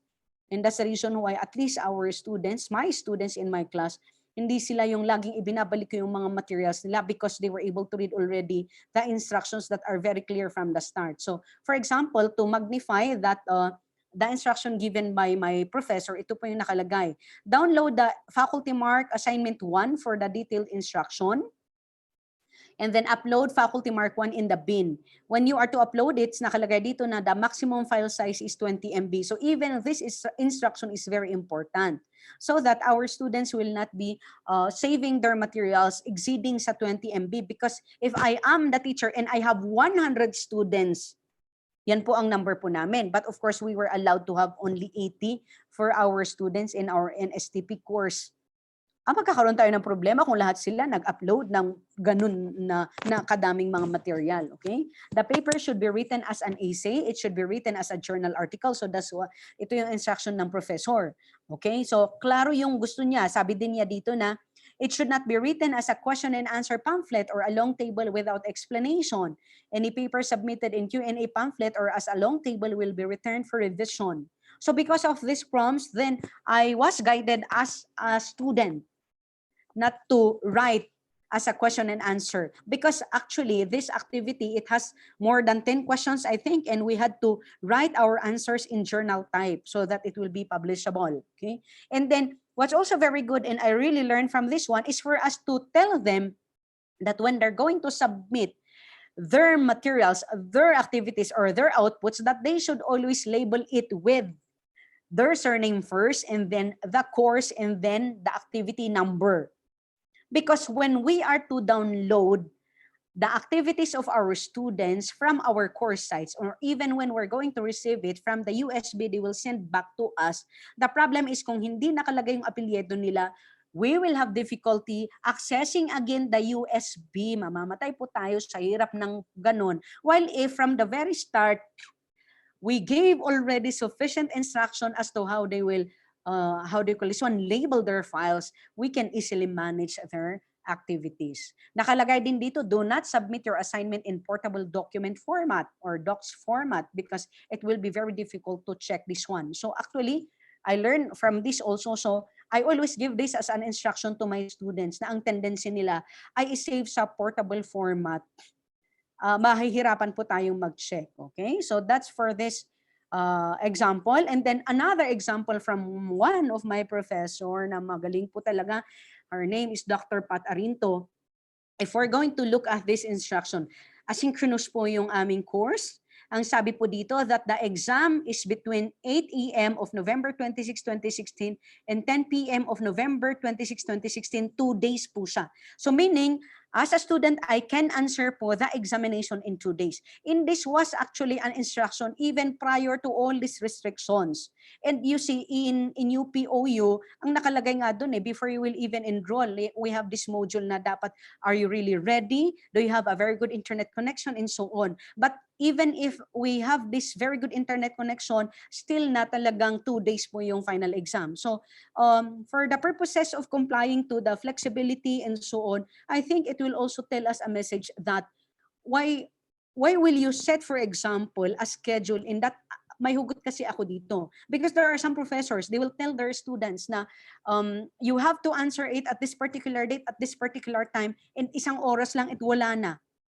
So I think that's not flexibility also. So meaning, we need to come up with a way by which we will guide our students to make sure that they will successfully finish our activities going back to their context. Yung context nga natin ay mahina ang internet connection, etc. So we might as well come up with an activity that is doable within 3 to 5 days, ganun po, or in a week, or i-upload natin for pacing purposes also our materials early on so that Whoever has a very good internet connection can do it earlier on and so on. Okay? So nakalagay din dito na all times indicated refer to Philippine Standard Time and many others. I was not able to get the screenshot of this, but I was able to print po the course guide kasi. That's why what I got here is the picture of the course guide. And then we have here also a very good statement written by our professor in the guide. Sabi niya, upload your answer sheet to the submission bin for the final exam below within 150 minutes from the time you access the exam questions.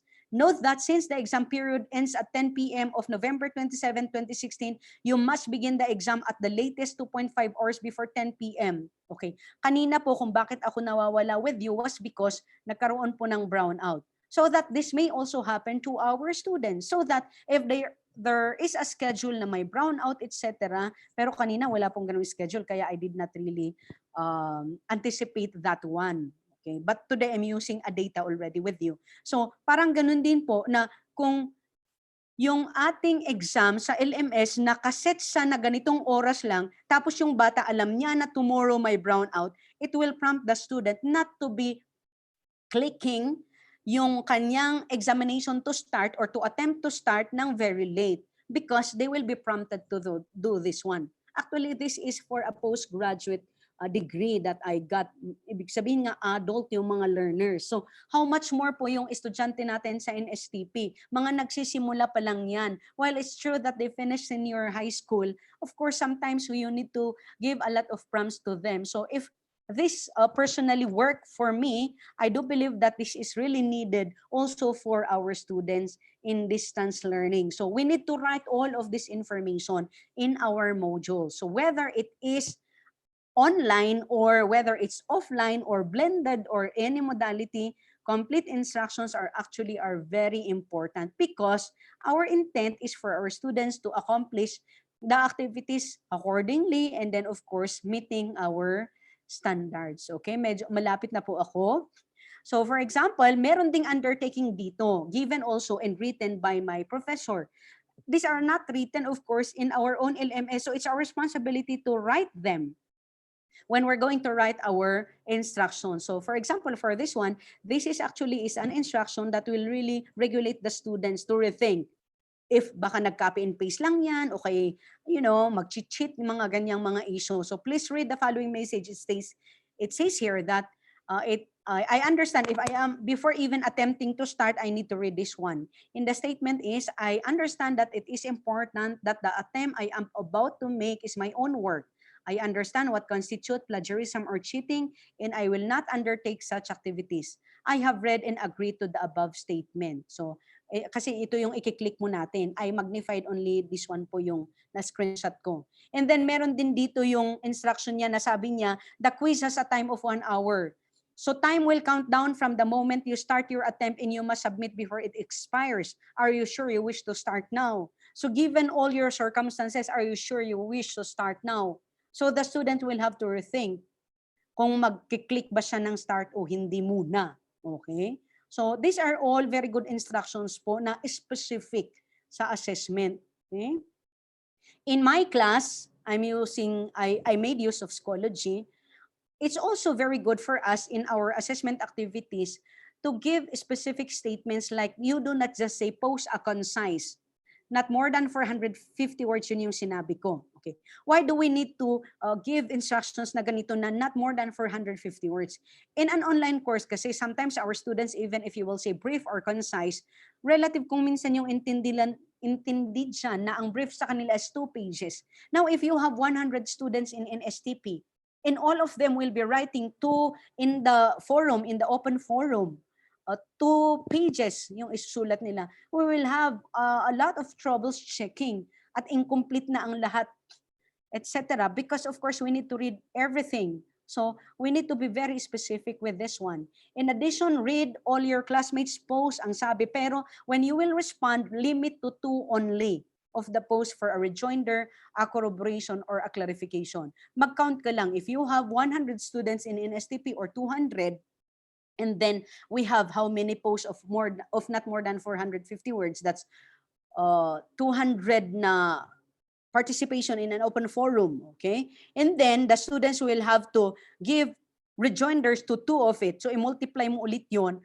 So magkakaroon ka ng maraming babasahin. So these are some of the concerns that we need to look into. So maybe it will be of help if we will be very specific with what we are to write in our modules. Again, we do not write textbooks in this manner, but we write our modules, even the print modules or our materials online in this manner. Specific guidelines, okay? So there are other ways by which we can also set our assessment activities for our students so that, of course, the cheating issues will be eliminated, like to shuffle answer choices to block screen creepers, use page sections to block assessment previews, use page breaks to create alternative assessment path, or why not come up with a higher order thinking skills questions para hindi madaling makopya lang, develop also authentic assessment activities like those that I presented earlier, and then it will help if we're going to enable the quiz mode. This is for our online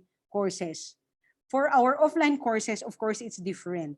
Let's be very creative to think as to how we're going to help our students do their responsibilities on their own. Okay, so in delivering our course materials, it's very important for us to manage our time accordingly, like the production, the packaging, the collection, the delivering, the receiving is actually, it must be considered, okay? So that everything will be okay and everything will be received by our students at the right time, and it will be received by the right people at the right place also, okay? Because they should not get out of their respective residences, as we all know, and so that they will accomplish their modules on time and so on.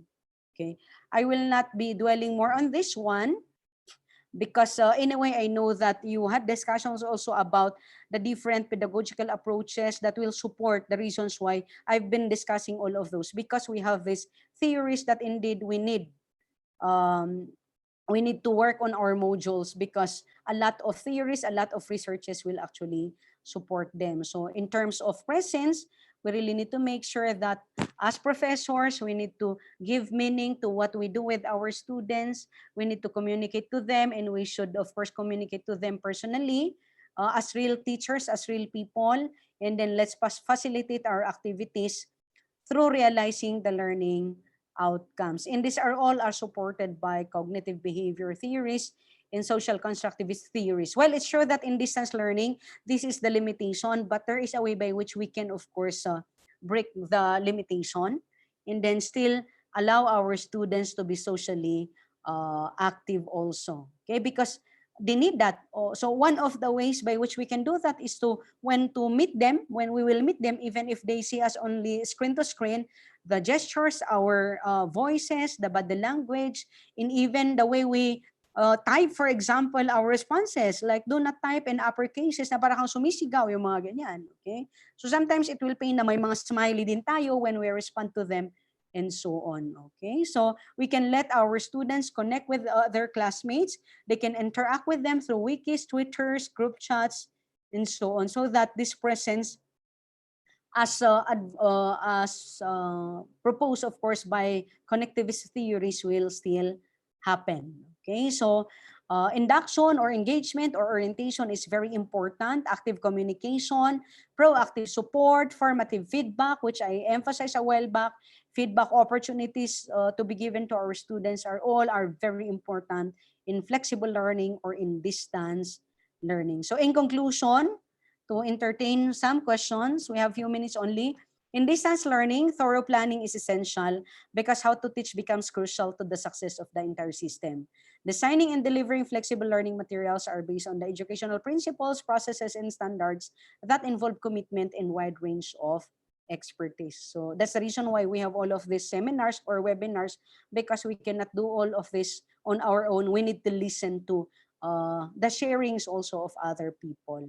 Okay, so my references are the following. I'm really very grateful sa mga modules, of course, ng UPOU, and of course, particularly, kinuha ko yung maraming mga activities natin or discussions natin from the Commonwealth of Learning. And of course, from our experiences po in St. Louis University. I intentionally use this picture to at least to tell everyone na indeed, ang distance learning ay naging very successful po for our students who really cannot meet their teachers face-to-face because of their limitations, like ang ating mga artista, 'di ba? Mga artista daw itong dalawang batang ito. Kaya maraming nakikipicture sa kanila, nakipicture na rin po ako.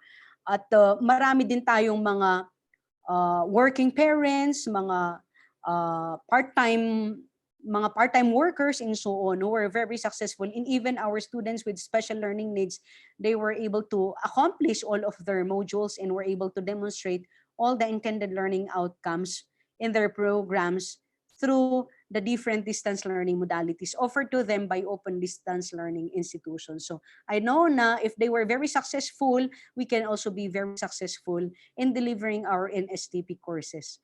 Okay, muli magandang hapon po sa ating lahat. Back to you po, Ma'am Cindy.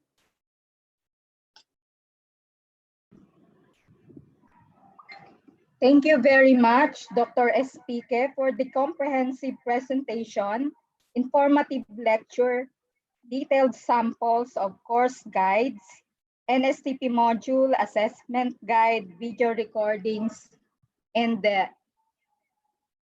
other resources for our NSTP faculty members, NSTP directors, and administrators. Again, we have common requests and messages at the chat box and YouTube column. Ma'am, can we have a copy of your presentation and share it to the participants? Yes, Ma'am Cindy, I may share to you po my PowerPoint presentation, but I cannot share to you po the modules kasi nga copyrighted po yan ng aming university. Marami pang polishing ang kailangan gawin. Yun po, Ma'am Cindy. So anyway, recorded din naman po ito, di ba, Ma'am Cindy? So they can just go over the recordings. Because we need to polish also our modules pa muna.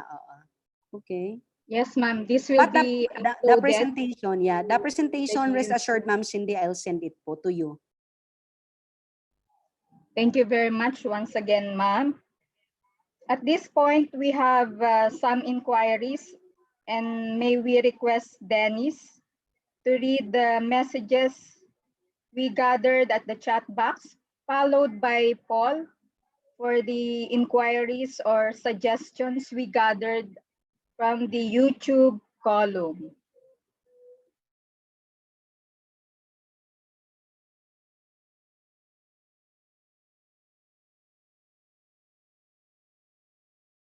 But I'm doing now. Ma'am, si Floyd po yung magbabasa, ma'am. Floyd, please read the messages.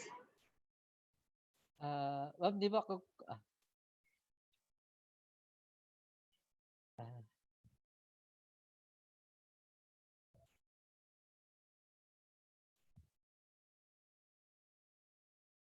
hello po. Ito po, ma'am, kay from Procho Viva. Learning packets to be delivered to the barangay officials where the students are residing, and the students from the barangay will pick up and return it to the barangay to be picked up by the teacher. Proper coordination of the school, teachers to the LGU, solution for problem on connectivity as one of the option of provision.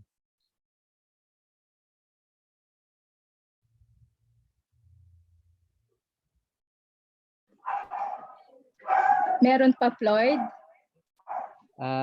Yes, ma'am. Ito po.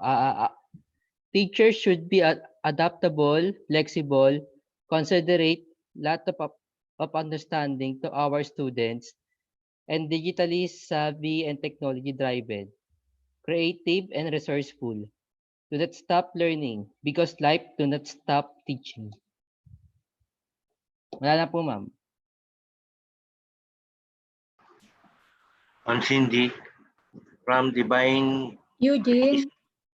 From Divine Grace Jesus po, ma'am. Ma'am Cindy, regarding po sa module of NSTP, iba po ba yung module by component, ma'am? Like iba sa CWTS, LTS, and ROTC po, ma'am?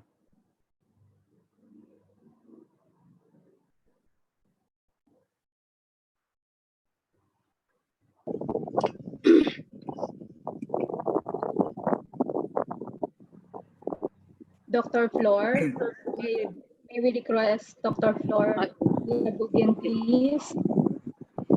Sir, pag-ulit lang yung question.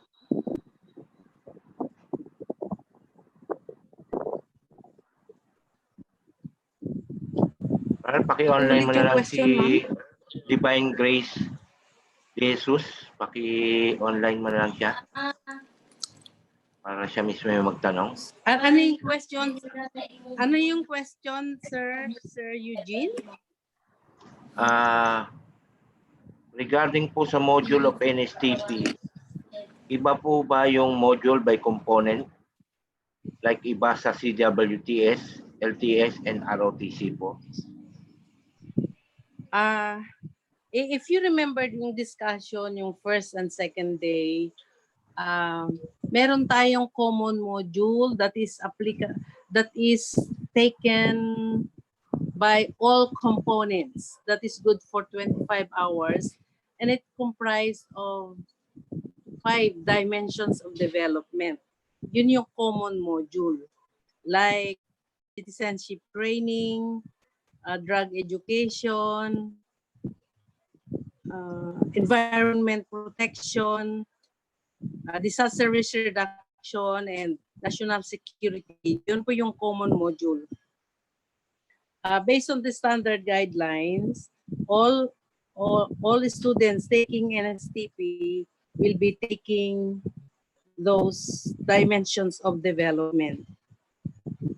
Tapos meron tayong specific module.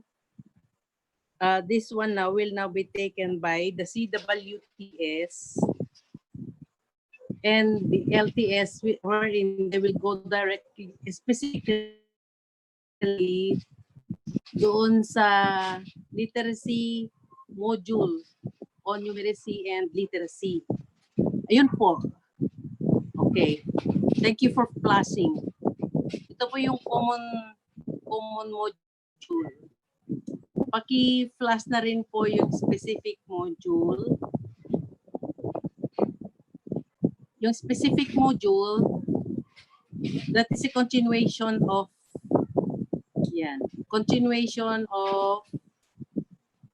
the lessons by the CWTS and LTS, and now the ROTC will go already to their specific module also, because they will be having the common module first before they will go, or before they go to the specific module. Then we have the third one, that is the optional module.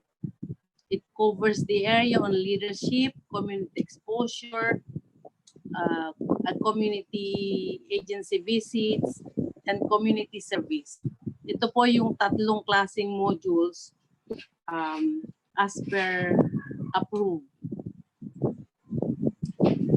This we call it as the revised minimum standard module for NSTP. Ito po na po yung bago. So I hope I had answered the question. Thank you, Ma'am Flor. Welcome.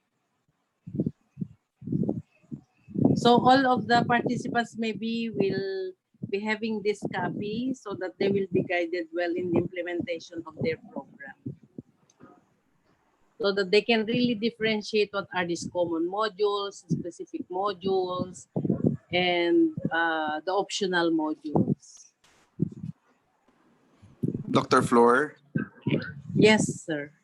Lieutenant Colonel Flojo is also here with us. Maybe we can ask permission from him to also share the POI for ROTC 1 and ROTC 2, or if we can have it part of the materials that we will be sharing to the participants of the webinar series po. Sige sir, noted sir.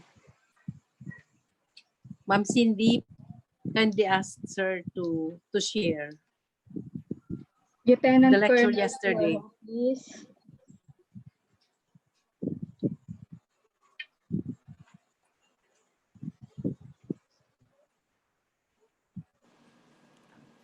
Paki-unmute si Ma'am Cindy, Flojo. Sir Eugene. For the information of everyone, yesterday, in the presentation of Colonel Alcudia, he had it part of the slides presentation.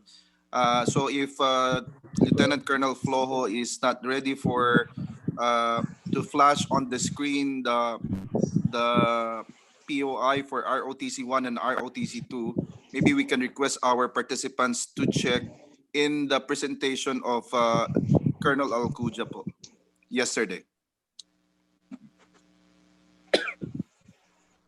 Ralph, naka-post na ba yung presentation ni Colonel Alcudia? In the day 4 folder po. Nandun na po nakalagay. Yes, Sir Floyd, yung Sir Ralph, yung sa pinaka-last na presentation yesterday. Yes po, nakalagay na po. Sa day 4. Yes. Yes, Sir Eugene, nakalagay na daw po doon sa compilation in the tama ba? Cloud or Sa Google Drive po. pinag-postan mo, Ralph. I-open ba natin, Sir CJ? No, not necessarily, sir. I am informing the participants po. Okay, sir. Sir CJ. Sir Pava. Yes, Sir Pava.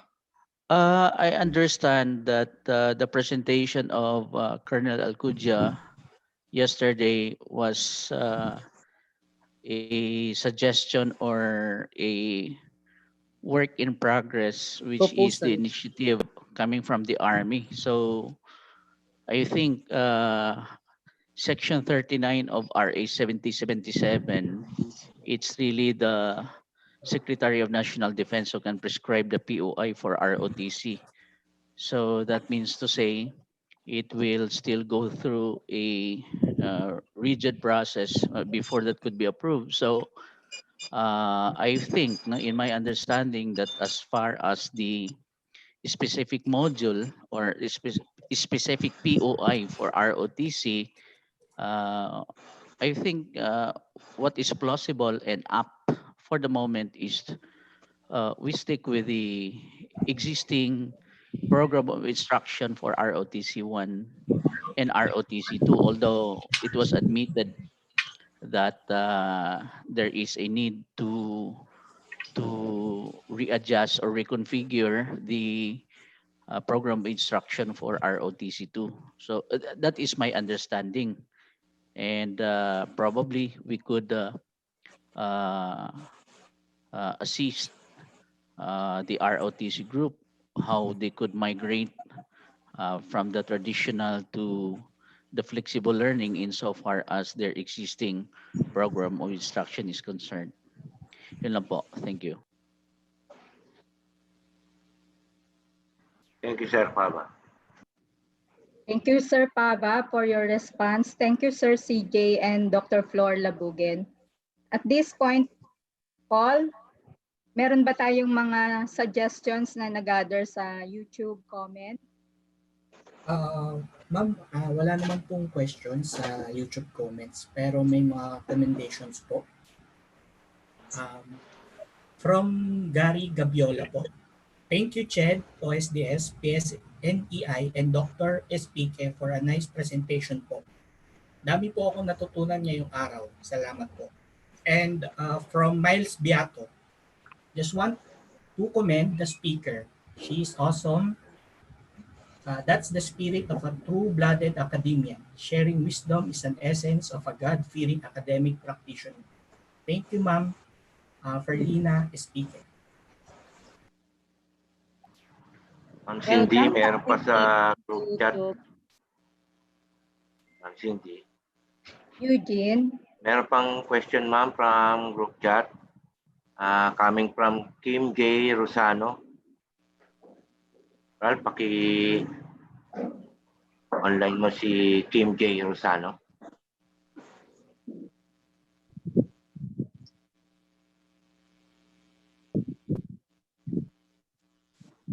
Hello? Hello? Yes, sir. You are recognized. Hello, magandang hapon po. Currently, we are revising the materials for our NSTP to match the new modality of the course as required nga ng ating current situation and logistics of the students and the faculty. Now, since some, if not all of the load of the student will be done remotely or at home, would it be possible, or is it okay if the student can waive NSTP 1 and take NSTP 1 and 2, like maybe LTS 1 and LTS 2 at the same Nawala time with siya. semester? Hello? Ayan Right. po. Sir, So, please proceed. ayan po. You're loud and clear, sir. Please proceed. Assessments in the current IRR regarding this implementation. Kasi po baka possible or maybe there are students who will be interested in taking that the same semester. Thank you po.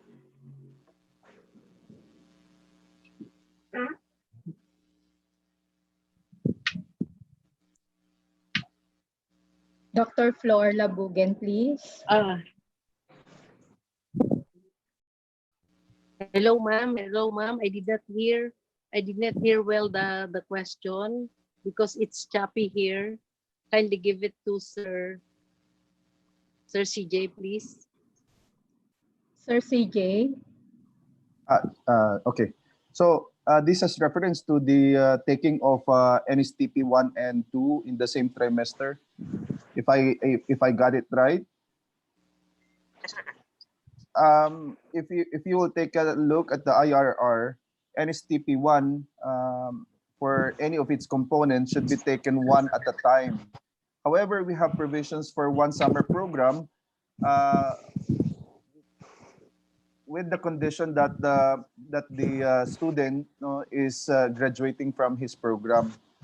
We don't usually combine 1 and 2 in the same trimester, so it should be taken one at a time. Sir Paba, any supplement po? Well, the same, sir, CJ.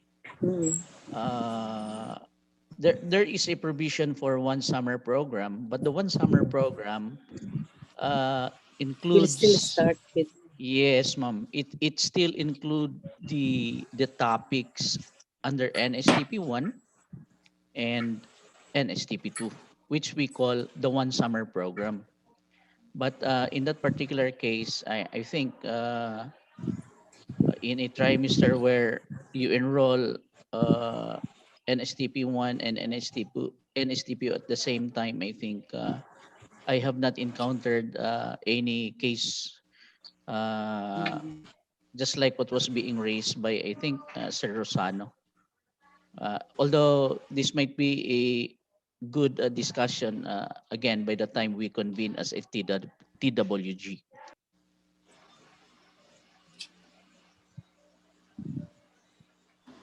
Thank you, Sir Paba. Back to you, Ma'am Cindy po. Okay, Ma'am Cindy, Yeah. Ms. Rosano is asking if she can have a follow-up to the question. Yes, sir. Go ahead, sir. Kim J. Rosano, please. You are acknowledged. Thank you po na-mute ko po pala. Thank you po for the response. I'm actually looking at the perspective that maybe we can look at it in the number of hours of service, if that's also possible. Ma'am Cindy, Sir CJ. I would just like to point it out that based on the law answer of Sir Pava, we have not encountered any to that effect. Even if you will have to combine the number of hours, though we have provisions for one summer program. And at the moment, what we can do is to toss this concern to the TWG once it convenes for purposes of revising the IRR. But at the moment, we cannot provide you with any legal basis or provisions that will support that particular suggestion po. Sir Kim, thank you. Okay po. Thank you po. Okay, with that, we would like to thank again Dr. Pilina SPK for the wonderful and comprehensive presentation. We learned a lot from you. Thank you and stay safe. This is the message of on the chat box of Mr. Joselito Lumanglas.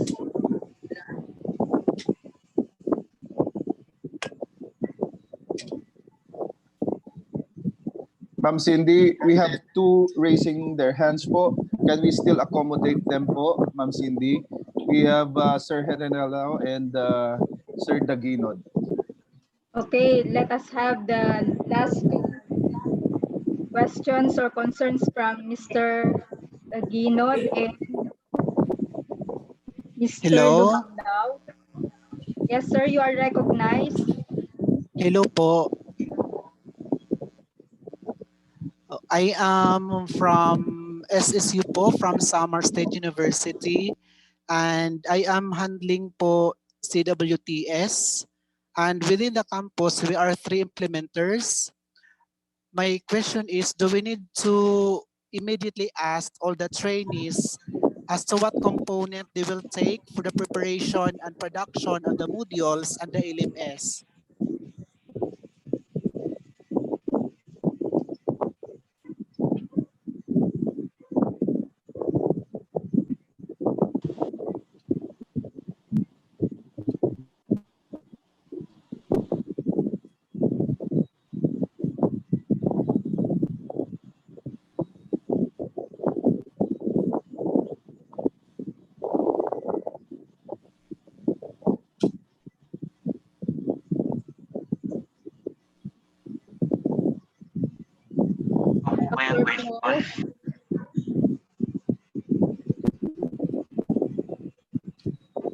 Ma'am Cindy? For the concern of sir from the Samar State. Ma'am Cindy? Yes, Dr. Flor. Regarding that inquiry, if you bank on the IRR, the enrollment or this actually they enrolled immediately. They enrolled actually when they come into school already. They are enrolled in the NSTP. But maybe what you are referring to, sir, is in selection of the components that they will be choosing after the 25 hours of common module. Am I right, sir? Is that what you mean, sir? Okay po, okay po. Yes. So if you are referring to the reproduction of the learning materials, maybe during the time that you will be having your common module, at least you can already estimate the interest of the students taking the common module. So from there, it depends on the institution or how you will go through the reproduction of your learning modules in the next topics to be taken, like the specific module and the optional module. But definitely for the common module that will be taken in by all NSTP students, regardless of components. So it's all up to your institution on how you will go through about all these things, because they differ only on optional and the specific module.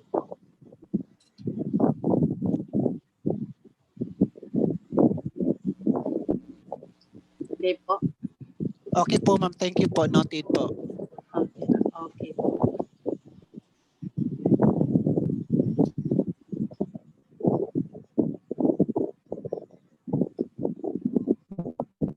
CD. Yes, Dr. Flor. Back to you.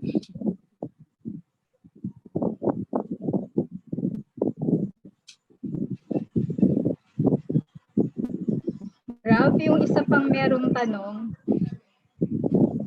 pa-unmute mo siya.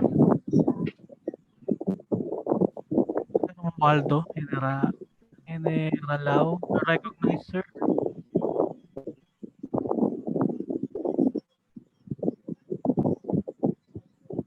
Can you hear me?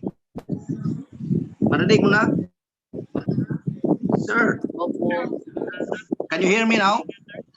Yes, sir. Okay.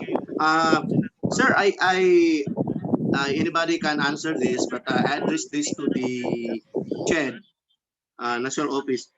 How about, sir, isang estudyante enroll in private university, pero wala silang ROTC. Ngayon, gusto niyang mag-enroll ng ROTC sa isang SUC. Saan siya magbayad ng kanyang tuition, NSTP tuition?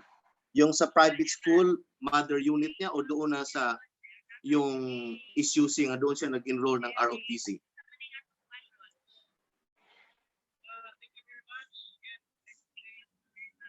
Hello?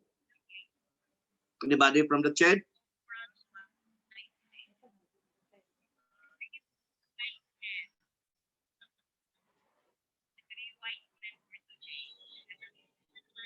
Hello?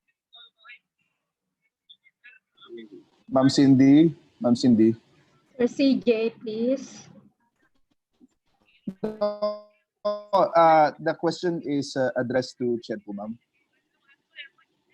Ma'am Cindy? Ma'am Cindy, Sir Eugene. Hello, CJ. Eugene, Hi, sir. yung nasa Yes, guide. can I repeat the inquiry? And natanggap ba sa taga-CHED? Yes, sir, General. Please Yes. repeat Okay, I your will question repeat. po. Okay lang, CJ, I will Please repeat. lang po, Sir General. O sige. Please go ahead po. Sige. Ano ang policy ng CHED? For example, yung ating isang estudyante sa NSTP, nag-enroll ng private school. Tapos, especially right now, gusto siyang mag-take ng ROTC kasi walang ROTC sa private school na yan. He's going to cross-enroll in an SUC where there is an ROTC. Saan siya magbayad? Sa NSTP tuition niya? Yung mother private school niya or doon na sa SUC na doon siya mag-take ng ROTC?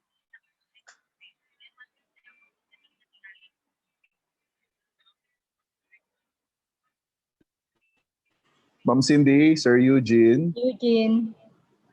Please reply, Eugene.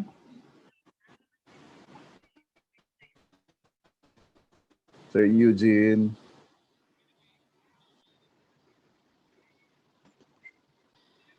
Ma'am Cindy, may I share na lang po?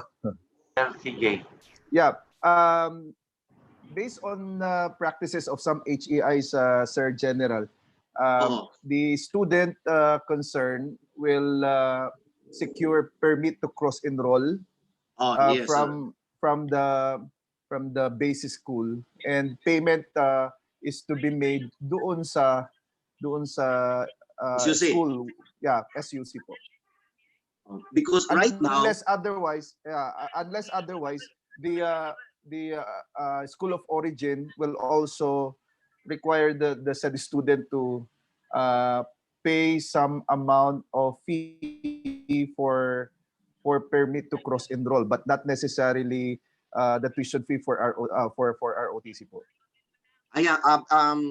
That idea, it comes to our school na may nag-enroll because we are very few, nag-take ng ROTC, so nag-cross-enroll on the other SUC.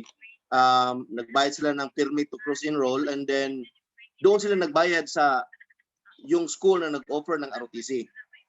Ang naano ko dyan, kasi kung especially ngayon, pandemic, maraming magte-take ng ROTC because halimbawa yung private schools, mayroong existing SUC dyan na nag-offer ng ROTC.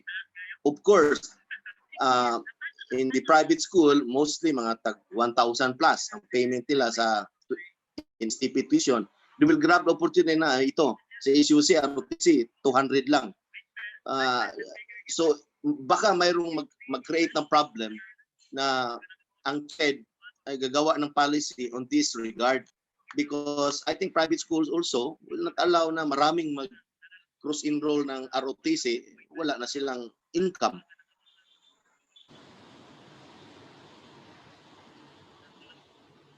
To whom do you address, sir, the question? Sir to CJ. the CHED? Yes, sir. Yes, sir. Yeah. Sige. Yes, so sir. That siguro could happen. On that scenario, siguro gagawa ng policy ang taga-CHED dyan. Sige po.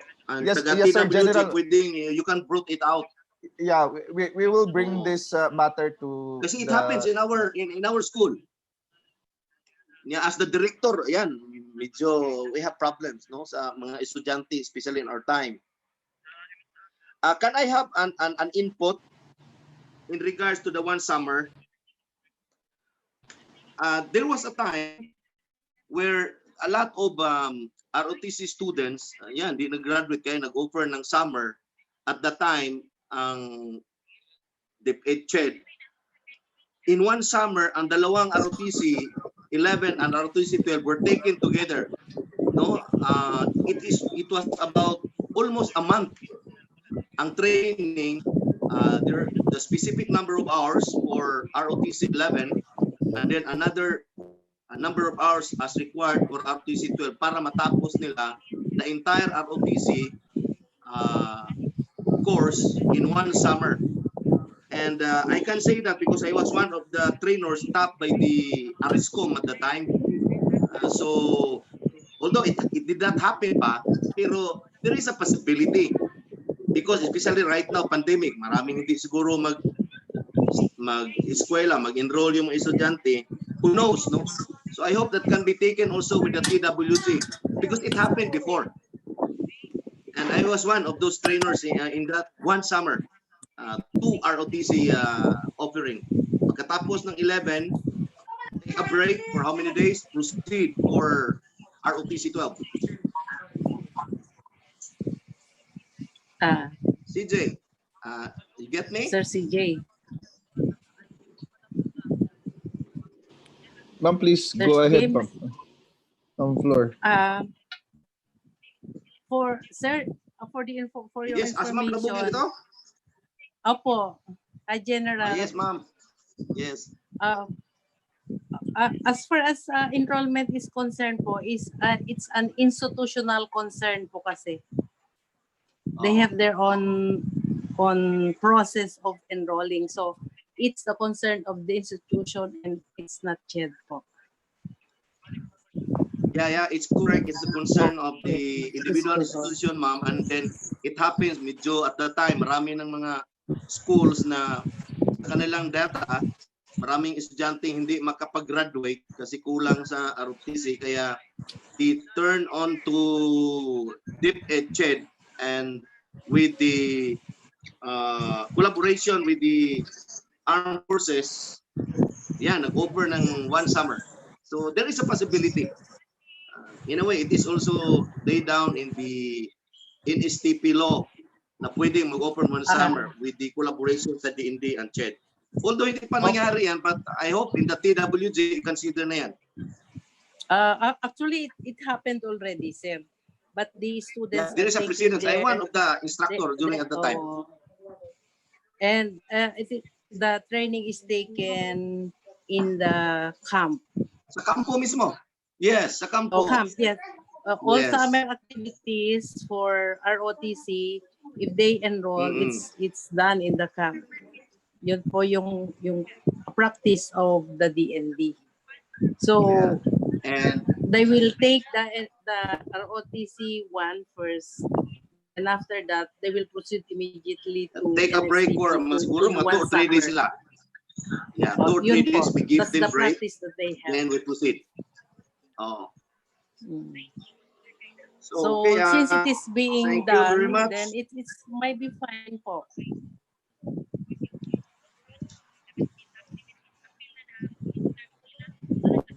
Back to you, Ma'am Cindy.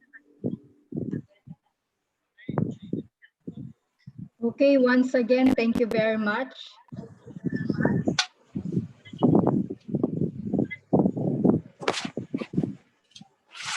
At this point, may we turn over the microphone to Sir CJ, Dr. Carmelo Jan Vidal, for some announcements and guidance. Sir CJ. Thank you very much, Ma'am Cindy. This has reference to the intention. This is in connection with the Field CHED Connect project of the Commission on Higher Education, and this is also in line with the intention of the CHED and PSNA to help our NSTP implementers in the transitioning of the program delivery to flexible learning. We would like to request all the participants to collaborate with our regional board directors uh, for the pooling of resources, which may be made part of the contribution of the NSTP group in the Field CHED Connect. The Field CHED Connect platform contains higher education materials in various formats that are useful for teaching, learning, and research purposes, especially in the so-called new normal. So I would like to flash on the screen the board members of the Philippine Society of NSTP Educators and Implementers Incorporated, and these are the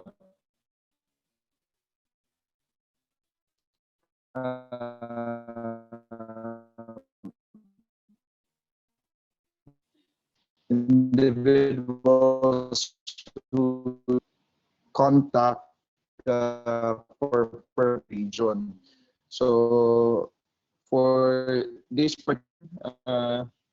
you will find the list of the region 1, 2, 3, 4, 5, 6, 7 for the resources. The regional level is on for NSTP in the regional office of the Commission on Higher Education, and for submission to CHED-OSDS in line with the Field CHED Connect project. The next slide will show is showing the names of the board members coming from Region 8, 9, 10, 11, 12, Caraga, and ARM.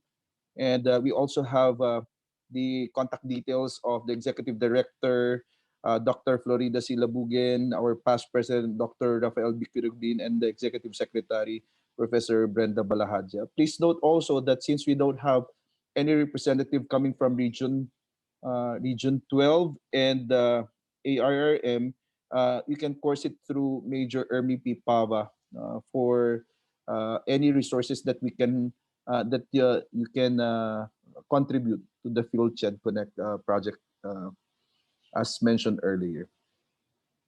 So, Ma'am Cindy, back to you. Sir CJ, meron po bang timeline ng submission? We hope to have all the resources up to next week. We would like to request all the participants joining us in this webinar series to have all the resources submitted to the following persons. So flash on the screen, not later than what's next Friday, August 21. Tama po ba yun, ma'am? That's August 21, Friday po. Thank you, Ma'am Cindy. Thank you very much, Sir CJ, Dr. CJ Vidal. At this point, let us now listen to the closing message from Major Hermie Pava. Thank you so much, Ma'am Cindy. A lot of our participants were already leaving because they're going to attend also to other meetings as reflected in the chat. Anyway, in behalf of the Philippine Society of NSTP Educators and the Implementers Incorporated, in partnership with the Commission on Higher Education Office of Student Development Services, we would like to extend our warmest congratulations and gratitude to Dr. Felina Espeke, the Dean of the College of Teacher Education of St. Louis University in Baguio City. Ma'am Espeke, thank you so much for the very wonderful and comprehensive delivery of your piece this afternoon. I Thank know you, that sir. Welcome po. Yeah, very comprehensive and very educational. And likewise to the 956 participants who attended the last webinar series. And we hope that we can have more activities like this in the future in order to assist all NSTP educators and implementers all throughout the country. To just recap a little of the talk of Dr. Ispeki, ma'am, thank you so much that in this time of the COVID-19 pandemic, there is really a continuity of learning, and that we need to reconfigure our learning plans, as what you said, and that planning is an important activity in the curriculum development process that needs really an intensive and systematic analysis. Thank you also for pointing out important issues that HEIs in relation to NSTP implementation that we need to address, like how should we plan for the entire flexible learning material, and what special techniques to apply to promote effective and active learning. Thank you also for emphasizing not only on the definition of what flexible learning is all about, but as well as for pointing out that flexible learning really requires a balance of power that should be economically viable and manageable to all sectors. And thank you also for pointing out the important variables to consider, you know, when our fellow NSTP implementers will write their flexible learning material, like considering the learner profile that includes the literacy level of students, including their study skills, their ICT skills, the presence of technological tools, no? And then the context issues like the protocols on being implemented by the IATF, including the learning outcomes, where you pointed out that learning outcomes should be non-negotiable, and that we have to go back to the core syllabus to have the essentials like the course description, learning outcomes, and content list. So again, thank you so much to all participants who have completed the 5 webinar series. And thank you also to the participants who sacrificed their time to be with us, and to all speakers from day one until the last day, and of course to the staff of OSDS, to our friends, Sir Eugene, Ma'am Cindy, and the rest of the OSDS staff who supported us in this webinar, to our PESNE board of directors representing the different regions, and our secretariat, our executive director, Dr. Flor Labugen, and of course our CJ for doing all efforts in the success of this activity. And to all persons in one way or another who are not mentioned, thank you so much. And also to my mentor, General Quirino Escalonzo, who's been joining also and is also giving inputs on how to make ROTC also workable in these flexible learning options that we will be implementing in this pandemic. Thank you so much and good afternoon, everyone. Thank you po sa inyong lahat. NSTP TWG and resource person, please stay picture taking po. Dr. Felina SPK, kung nandyan pa po, sama po tayo. Nandito pa naman, ma'am. Salamat, ma'am. Thank you, PSNEI. Thank you, CHED. Thank you, ma'am, for your support. Yeah, Thank you and congratulations, Dr. Speake. Thank you, ma'am. Thank you. Thank you, Major. Congratulations po. Yung mga PSNE officers, picture tayo.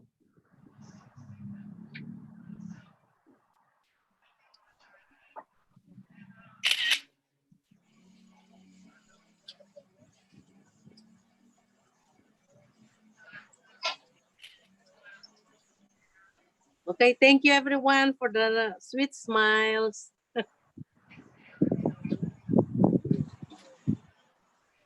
Announce mo na, Rob. Any announcement? Meron bang announcement, Ma'am Cindy? Si Rob, ma'am, papa-smiling niya po. Ah.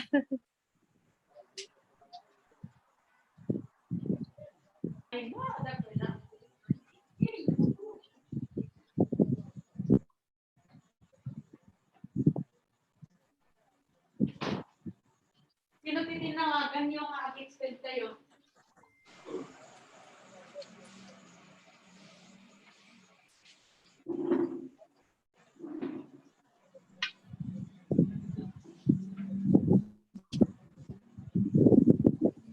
Hindi ako marunong mag-camera dito.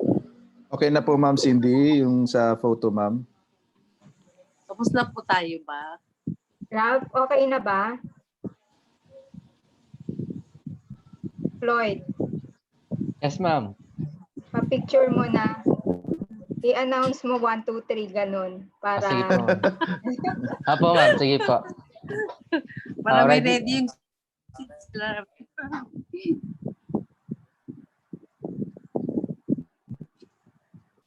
Sige po. Ready na po. 1, 2, 3.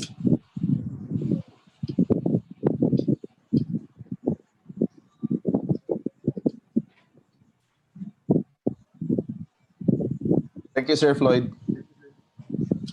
Thank you, Sir you. Ralph, and Miss Kat, thank you. Thank you. Thank you, Sir Eugene, Ma'am Cindy, thank you. Thank you, Sir CJ, Dr. Thank you, Floyd, Sir Paba. Thank you. Thank you everyone. Thank you. Dr. Felina. Thank you, Sir Eugene. Yeah, thank you, thank you. Salamat po. Bye-bye na po. Thank Bye-bye. you.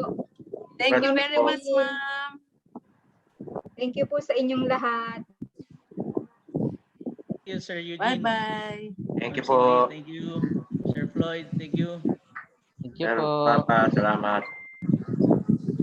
Gerald, Sir nagkulap CJ, ka. Sir Paba, Sir Sir Floyd. Eugene. Ma'am Flor, thank you po. Thank Walang you. Ma'am Cindy, sasawa. thank you. Thank you everyone Ma'am there. Flor.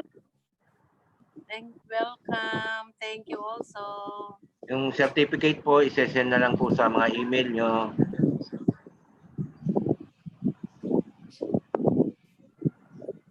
Cindy, si Ralph, nag-collapse na ata. Ay, hindi pa siya kumain. Thank you. Kahit ka muna, Sir Ralph.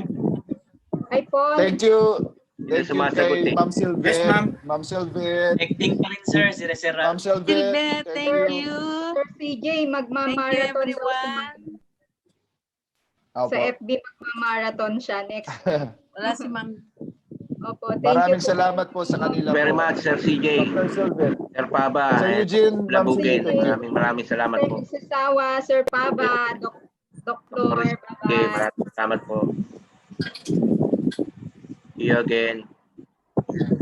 Okay, bye-bye. Welcome. Ma'am Cindy, nag-remind si Sir Nelson, baka pwede tayong magbigay ng evaluation na kasama po yung certificates po ng mga participants. Maybe we can send that part of the certificates po. Nelson, suggestion ni Sir Nelson, kasama po natin sa... Okay po. Sige po.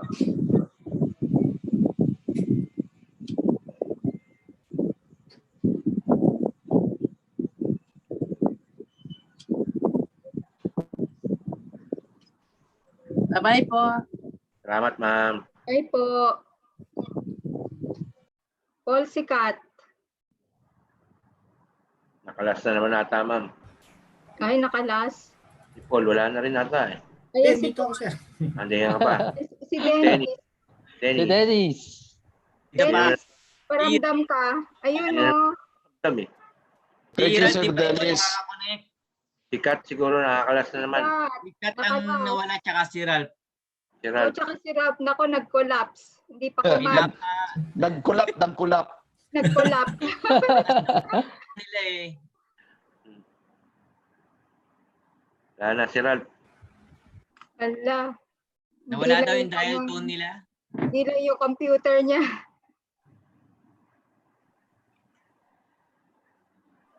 Ito, nandito si Kat no? Kat Gimintisan dito pa. Sir Rene raw. Eugene po. Ito.